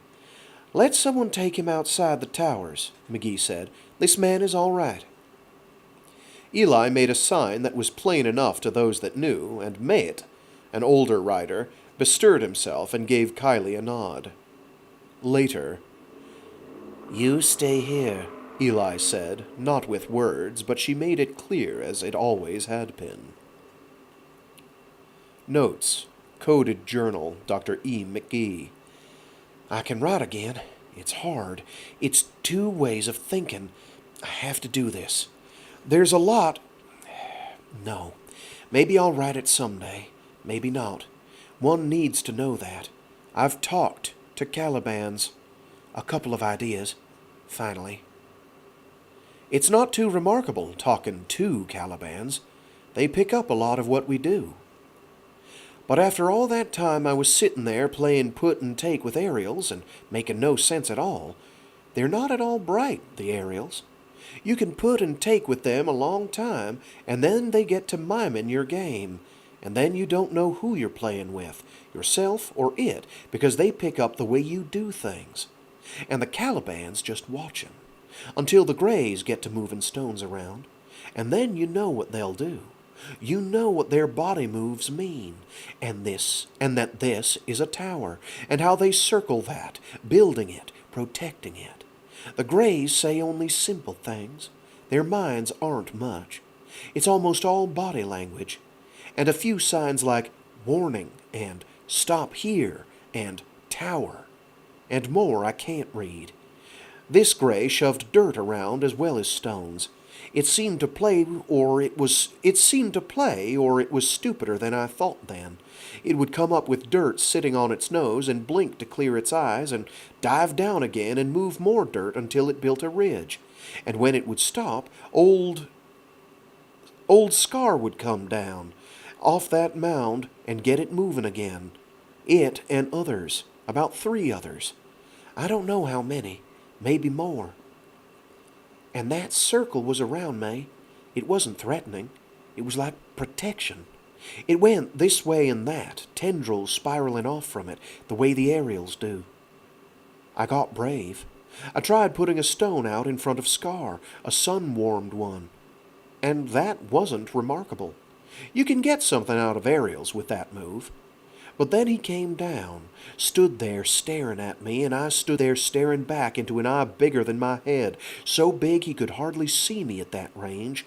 And then it dawned on me what his vision is like, that those eyes see in larger scale than I am. I'm movement to him. A hazy shape, maybe. I got him to say a simple thing to me. He walked round me now that my place was established.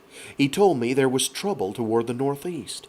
He told me with body language, and then I could see how the spirals were that the Greys had made, that they were mapping the world for me.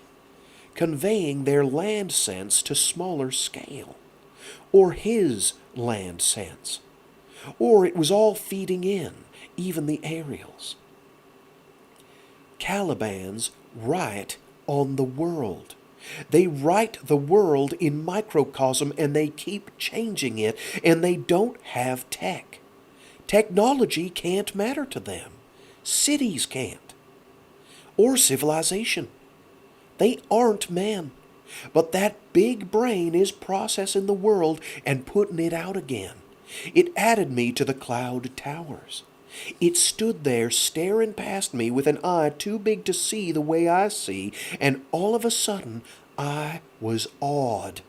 That's not a word I use much. Really awed. I wanted to cry because I had gone nonverbal and I couldn't get it out and I couldn't take it in because my eyes and my brain aren't set up for what I was seeing. And now I'm scared. I'm writing up a report and they'll think I'm crazy. I can hear what Genly will say. Now they write. Pull McGee in. She's been out too long. But I get up on top of the tower. How Calibans must have loved the idea of towers. Their eyes are fit for that. And then I think of the square concrete base we've built, and I don't feel comfortable. We bring our earth movers to challenge the Greys, and we build things with angles. All over the world, Calibans build spirals. But here on Cloud and Styx, they've gone to towers and human gardens. We're like the Ariels, the Greys, part of the ecumene. Capacity was there. God knows if we touched it off or if we ourselves are an inconsequence to what they've been doing all this time, spreading all over the planet, venturing here and there, speaking the same language, writing the same patterns on every river valley in the world, but not the same. The spirals vary. They're saying different things, like Styx and Cloud, like isolate towers and grouped towers. Two different words for the world.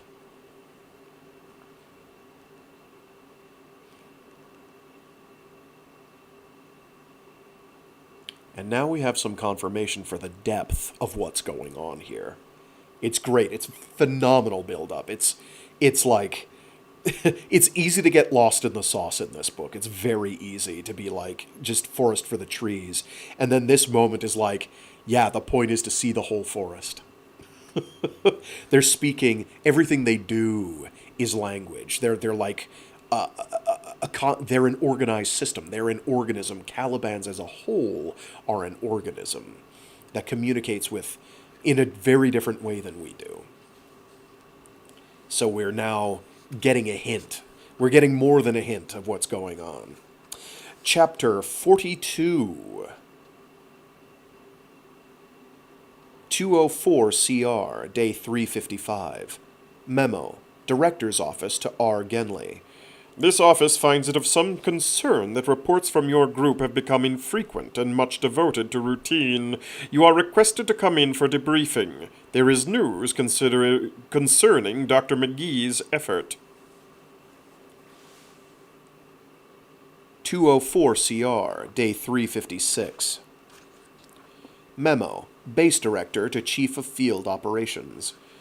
Genly has failed response to a report. He may be temporarily out of contact, but considering the delicate relations of the two communities and the McGee situation, I think we ought to view this silence with alarm. I am transmitting another recall to McGee. I do not think it will produce results, whether she is being held by force or that her refusal is genuine. But it seems one avenue of approach to the Genly matter. I do not consider it wise to inform McGee that Genly's group is not reporting. We cannot rely on that report remaining secure in any of several possibilities. I am furthermore requesting orbiting observation be stepped up. Advise all observers in the field to observe unusual caution. Likewise, a thorough check of all base detection and warning systems. Winter is on us. Oh, thank you for tuning in, Berlino. Thank you very much. Year 205, Colony Reckoning, Day 20. Excerpt. Director's Annual Report, transmitted to Gehenna Station. We will be sending up a great quantity of data gathered in the past year. We have enjoyed considerable successes this year in gathering data which still remains to be interpreted. We are still out of touch with the Styx mission, and this remains a cause of some concern. And based on Dr. McGee's study, that concern is increasing, although the chance still remains that Dr. Genley and his staff may have entered into an area of observation which is too sensitive to allow free use of communications. The reprimand given Dr. McGee has been rescinded due to extraordinary mitigating circumstances. Special note should be made of this fact in all communication with the Bureau. Her report, which we have placed next in sequence, is a document with which many of the staff take strong issue. Those contrary opinions will follow. But the committee attaches importance to the report, historically significant in the unique situation of the observer, and containing insights which may prove useful in future analysis. Report. Dr. McGee. With some difficulty, I have succeeded in penetrating the Caliban communication system, which makes impossible the withholding of any information between Styx and Cloud. I have noted that there is a tendency to use Gehenna as a designation for native-born humans, and Caliban as distinct from this. This may be incorrect. The communication mode employed by Calibans is, with some significant exceptions, similar to the simple communications used by insects. It is as simplistic to compare the two directly as it would be to compare the vocalizations of beasts to human speech, on the grounds that they are similarly produced. The Caliban system is of such complexity that I have only been able to penetrate the surface of it, for the communication of such simple concepts as directions and desire for food. Part of my reluctance to report has been the difficulty of assimilating and systematizing such data, but more than this is the dismay that I have felt in increasing conviction that the entire body of assumptions and procedures on which my field of xenology is founded has to be challenged. Among the terms which have to be jettisoned or extensively modified when dealing with Calibans: intelligence, culture, trait, language, civilization, symbiont. Humans native to Gehenna have entered into a complicated communication with this life form which I believe to be pursuing a course of its own. All indications are that it is ultimately a peaceful course, though peace and war are human concepts, and also to be questioned, presupposing government of some sort of which Calibans may prove biologically incapable. I make this assertion advisedly. Calibans understand dominance. They apply sudden coercion. They commit suicide and have other maladies of an emotional nature. But what they are doing is not parallel to human ambitions. It goes off from it at such an angle that conflict between humans and Calibans can only result from a temporary intersection of territorial objectives. The term Caliban itself is questionable in application, since the original application seems to only have been to the Greys. Absolutely, there should be no confusion of browns with Greys. There has been some speculation that the Greys are a sex or a life stage of the Caliban. The humans who know them say that this is not the case. Greys and browns seem to be two separate species living in harmony and close association, and if one counts the Ariels, there are 3. Further, the Ariels seem to perform an abstract function of pattern gathering. Not themselves intelligent, they are excellent mimes. If a bizarre analogy might be made, the Calibans are technological. They use a sophisticated living computer, the Ariels, to gather and store information which they themselves process and use in the direction of their heavy machinery, the Greys. I believe that the Browns have long since developed beyond the limits of instinctual behavior, that they have learned not so much to manipulate their environment as to interact with it. And further, I believe, and herein lies the only definition of intelligence applicable in life forms which are not analogous to humanity, they have proceeded to abstract purposes in their actions. The Styx and the Cloud are not their Tigris and Nile, nor ever should be.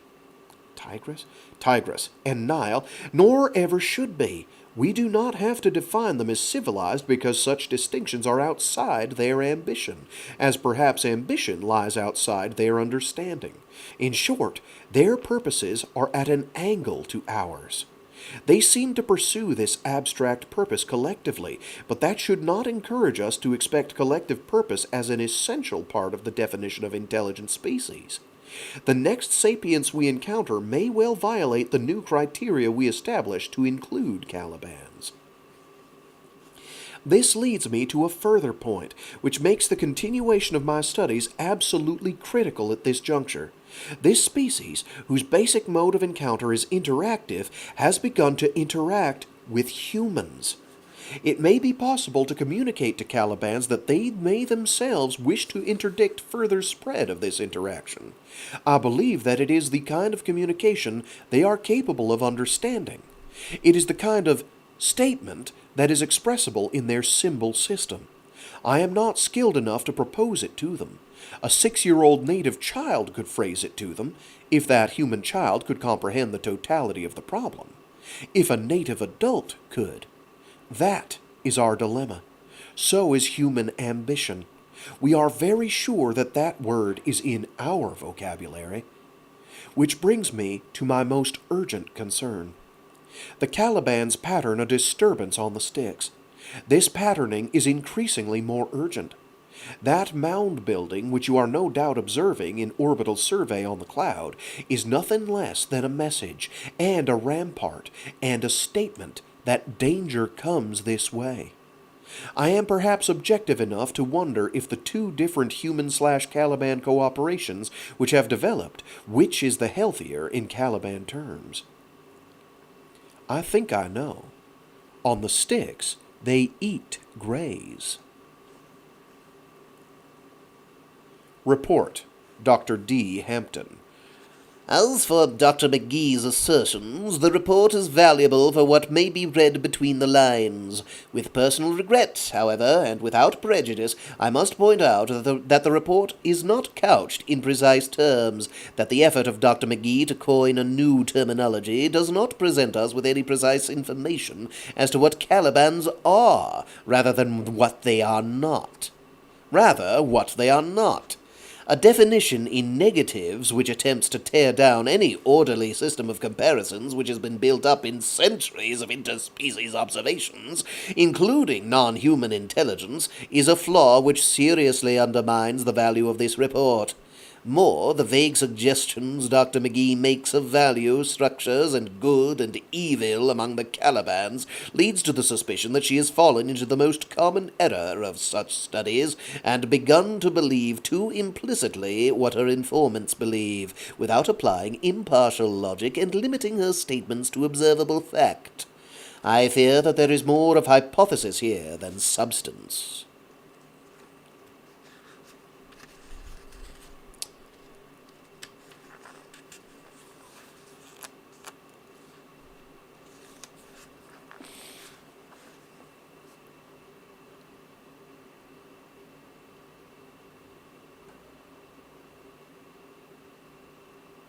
Chapter 43, 205 CR, Day 35, Styxside. The sun broke through and brought some cheer to the reedy waste about Parm Tower, glancing gold in the water, making black spears of the reeds. A Caliban swam there. Genly watched it, a series of ripples in the sheeting gold. Other Calibans sat along the bank, in that something wrong kind of pose that had been wrong all day. Riders came in, scuffing along the road upriver. That was what the disturbance had been. Somehow the Calibans had gotten it, worked it out themselves in that uncanny way they had. The riders came. With them came Lord Jin. Every Caliban in sight or smell reacted to Lord Jin's thorn. It swept in like a storm, the impression of sheer power that affected all the others and sent Calibans and Ariels alike into retreat or guard posture along the riverside. Jin arrived with his entourage, without word or warning, immaculate, and the same as ever. The matter up north was settled, Genly reckoned. Settled. Over. Genly gathered himself up from his rock with the few fish he had speared, and came hurrying in, splashing across the shallows and hastening alongside the scant cultivation Park Tower afforded. So their isolation was ended. 2 months cut off in this relative desolation, 2 months of fishing and the stink of water and rot and mud and Parm all prickly with having outsiders in his hall. The Lord Jin had deigned to come recover them. Genly did not go running into Jin's sight.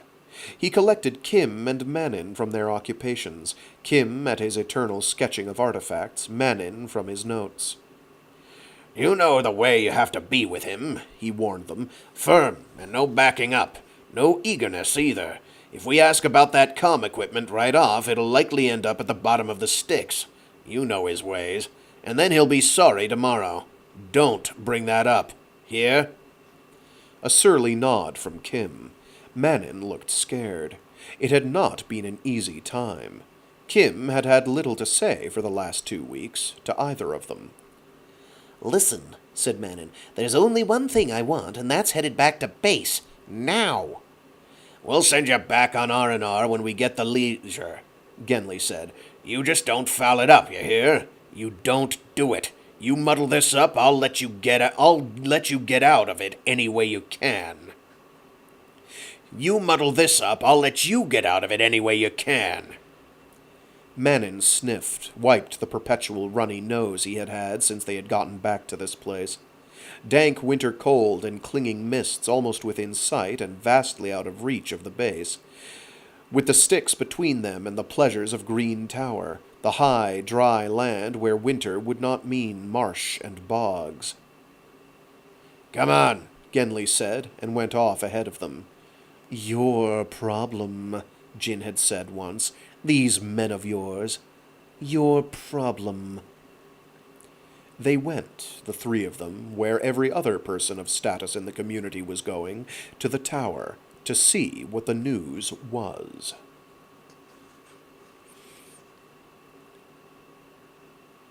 Chapter 44. 207 CR, Day 35. Parm Tower. The hall rustled with Caliban movements, nervous movements. Thorn had made himself a place. Parm's own claw had moved aside, compelled by something it could not bluff, and below it other Calibans, of those which had come in, sorted themselves into an order of dominances. These had been fighting where they came from. Violence was in their mood, and in the mood of their riders, and it was not a good time to have come in. Genly saw that now, but there was no way out. They stood there, against the wall, last to have come in. No Caliban defended them. Scaly bodies locked and writhed, and tails whipped in sweeps on the peripheries. Let's get out of here, Manin said. Stay still, Genly said, jerked at his arm. Manin had no sense, no understanding what it meant, even yet, to give up half a step, a gesture, a single motion in hunter company. He smelled of fear, of sweat. He was afraid of Calibans. Not singly, en masse. Use your head, man. Use yours, Kim said at his other side. Kim left, walked out. Manin dived after him, abject flight. So Jin noticed him finally, from across the room where, heedless of it all, he was stripping off his leather shirt. Women of Parm's band had brought water in a basin. Other men stood muddy as they were, attending the Calibans. A scattering of weirds insinuated themselves and brought some quiet, putting their hands on the Calibans, getting matters sorted out. Jin lifted his chin slightly, staring straight at him while the women washed his hands. "Come here," that meant. Genli crossed the recent battleground, weaving carefully around Calibans who had settled into sullen watching of each other. It was a dangerous thing to do, but the weirds were there. A man knew just how close to come. He did that, and stood facing Jin, who looked him up and down with seeming satisfaction. "Genli." The eyes had their old force, but there was a new scar added to the others that were white and pink on Jin's body. This was on the shoulder, near the neck, an ugly, scabbed streak. There were others, already gone to red new flesh. He always forgot how small Jin was. The memory of him was large. Now the eyes held him, dark and trying to overawe him, trying him whether he could go on looking back, the way he tried every man he met.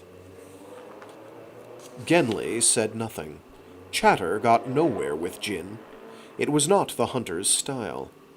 A lot passed with hand signs, with subtle moves, a shrug of the shoulders, the fix of eyes. There was silence round them now. He was only one of the number that waited on Jin, and some of those were mud-spattered and short-fused. One was Parm, and Parm's band. One was Blue, mad-eyed Blue, who was, if Jin had a band, chiefest of that motley group, excepting Jin. A big man, Blue, with half an ear gone beneath the white-streaked hair that came down past his shoulders. The hair was strings of mud now. How many more? Parm asked, not signing. Jin's shoulder was to him. "I'll talk to you about that." Jin never looked at Parm. He gave a small jerk of his head at Blue.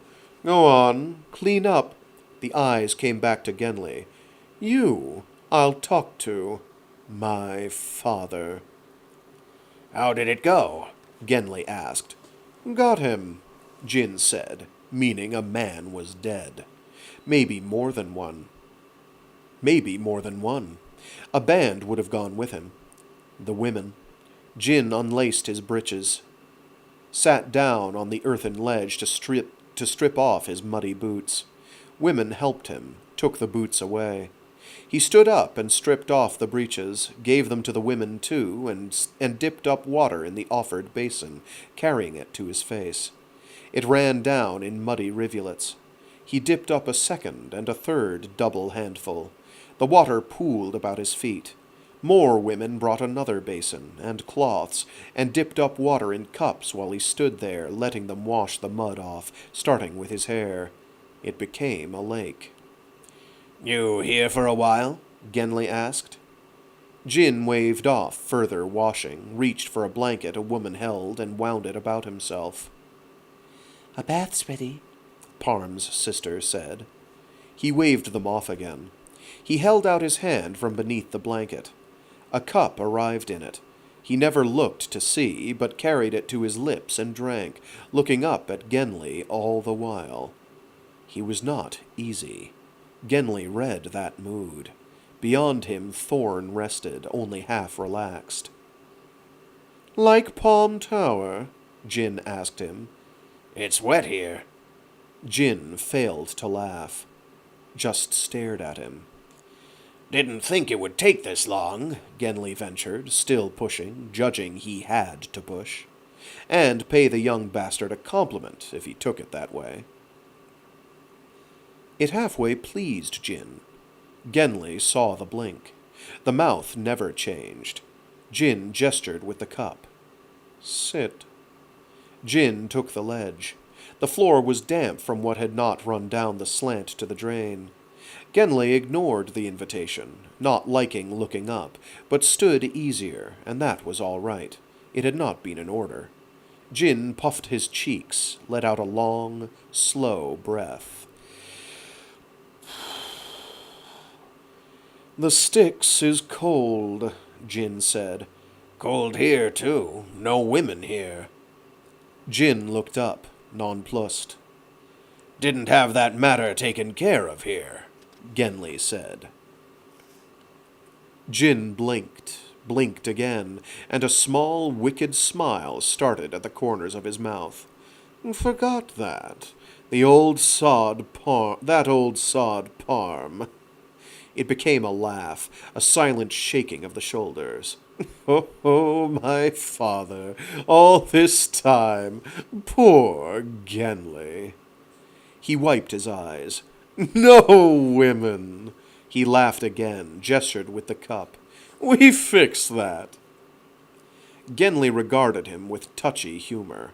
There were other things about Parm he would have wished to say, but a list seemed tricky. He folded his arms and looked down at Jin.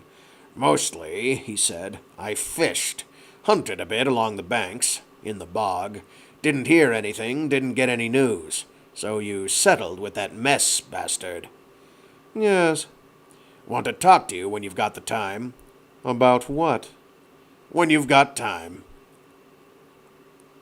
The brows came down, instant frown. But I always have time, Jin said, if it's news. Told you I had none of that. That's what about. There's a point past which base is going to be asking questions. Let them ask. They'll know there was fighting up north. They see things like that. They'll make up the answers. Let them make them up. What will they do? I don't know what they'll do. But they don't interfere outside the wire. Genli thought about that suddenly, in sudden caution.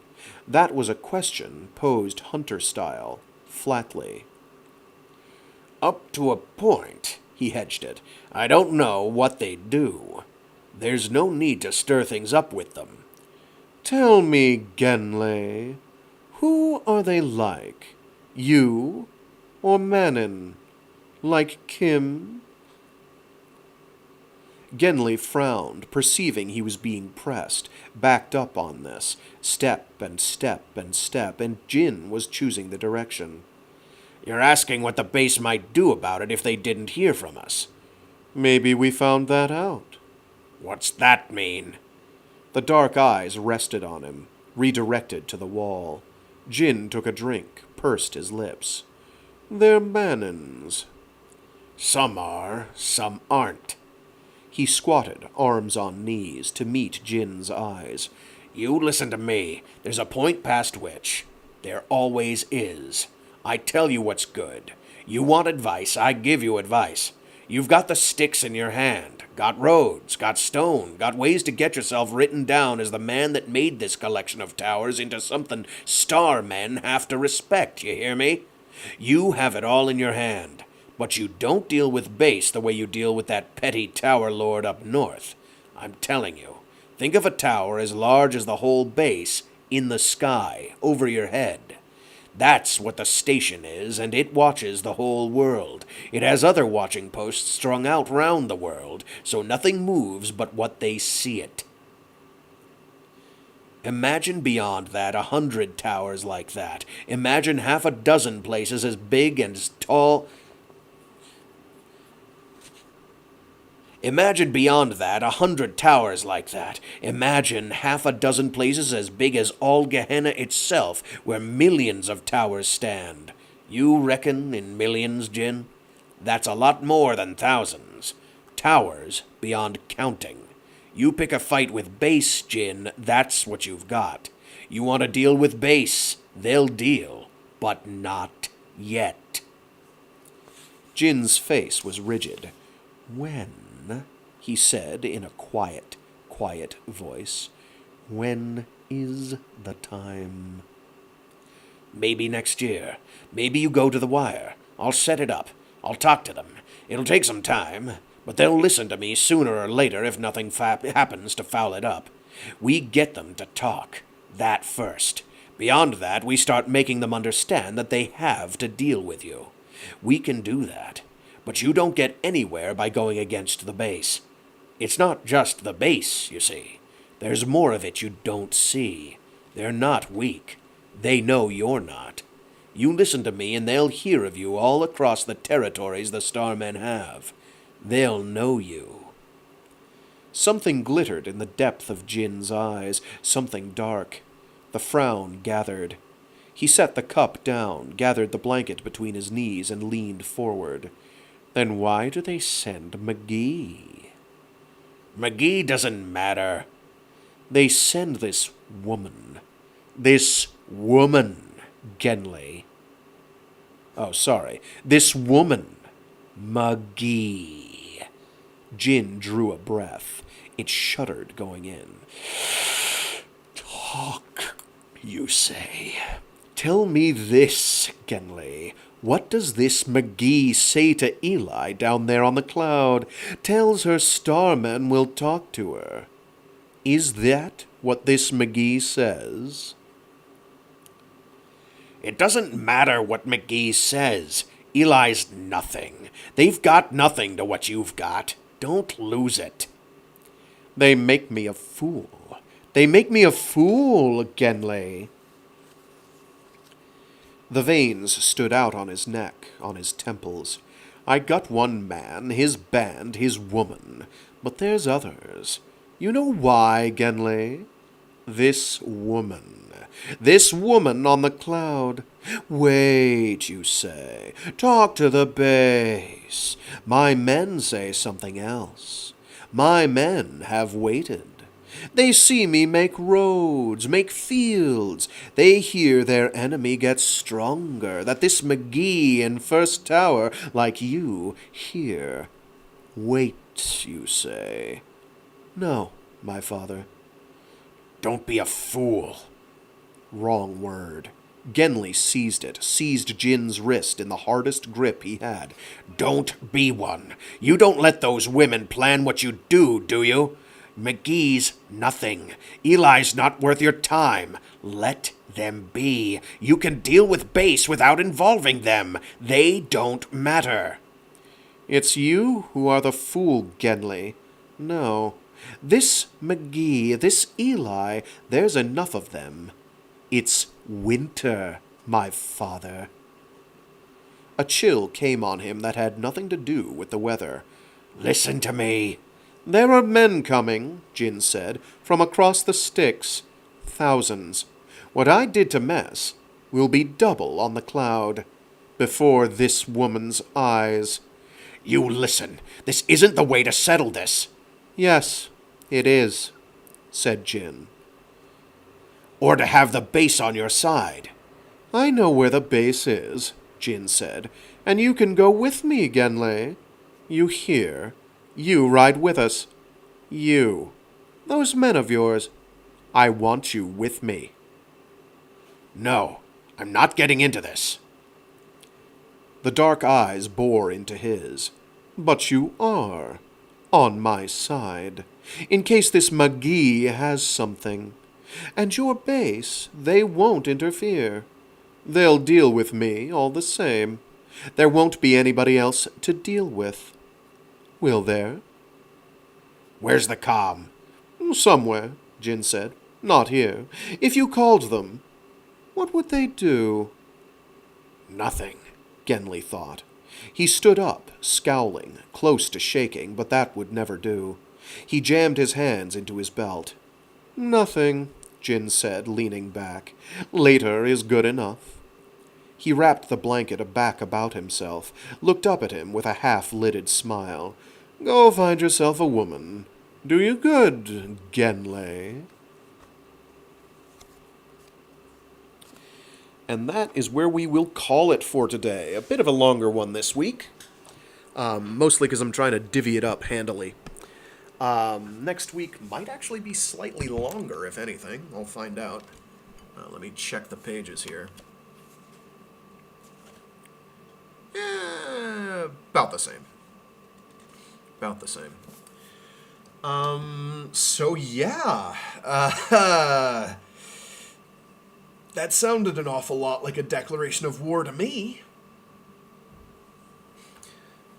But now we begin to understand what the essential Gehenna problem is, and the essential problem with understanding Gehenna is you're dealing with an organized system that is somehow successfully, due to either desperation, human ability to assimilate patterns, or something more unique to the Azzy and the way they're programmed and what they were initially programmed before they started breeding. They're now part of a broader system, and that system is the Calibans. That system is Gehenna, and groups of Calibans are talking to each other. They're always communicating, just by their very actions, by their very movements.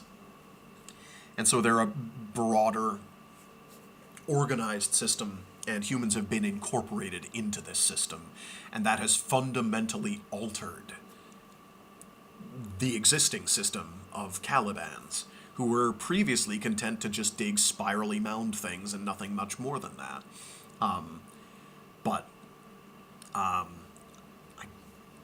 I kind of want to shut up on this because I'm not sure if it's brought up later, but it's been sort of implied that the inclusion of humans has now changed things, and that the Calibans wouldn't necessarily have thought of towers on their own, and that humans had some contribution in that. Or maybe the Caliban system would have come up with it eventually, but humans may or may not have bootstrapped them to it. So there's an exchange of information occurring here, but it's sort of hard to be sure where one stops and another starts. We also have two very different cultures. We have a despotic patriarchy of sorts, and a matriarchy. The matriarchy down on Cloud Towers has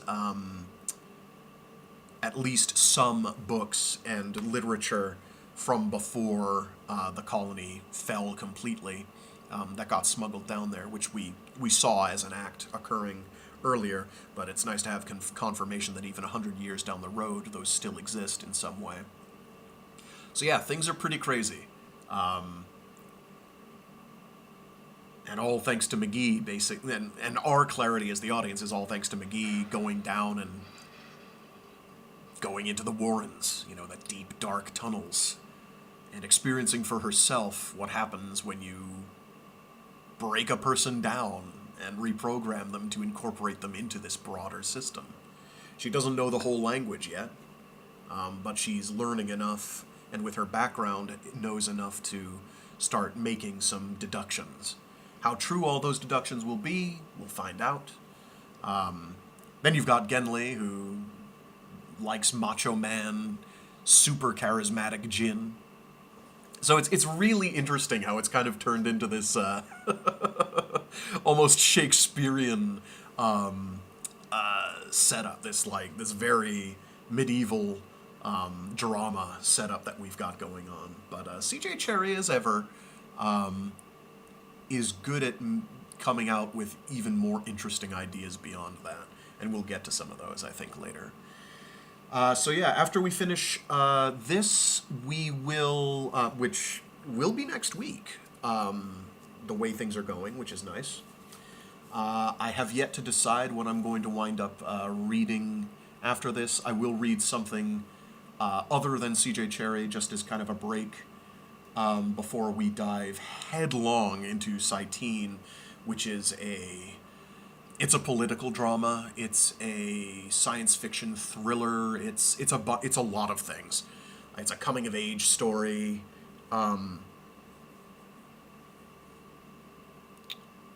Regenesis, the direct sequel, is almost even more of a coming of age story, or a continuation of a coming of age story. It happens like a week after. It starts a week after the ending of Cytine, so it's very close in proximity, and we'll be reading one right after the other. Cytine itself is long enough to be 2 books. Regenesis is no slouch either. It's pretty hefty, so that'll keep us occupied on Wednesdays until, next year at the very, very least. That's just how it goes sometimes. That's how it is. we're pretty close to finishing the Ascension Factor. I don't think this week we'll end it. Yeah, we'll need at least one more installment for that. But we'll get to that. And then probably 3-ish installments, I'm thinking, for Full Metal Panic Book 6. We'll get there. I haven't decided quite what I'm going to do after the Ascension Factor. I don't think. Or had I? I don't remember now. Anyway, I got a dit. Thanks for tuning in. Stay safe, stay sane, and be decent to each other.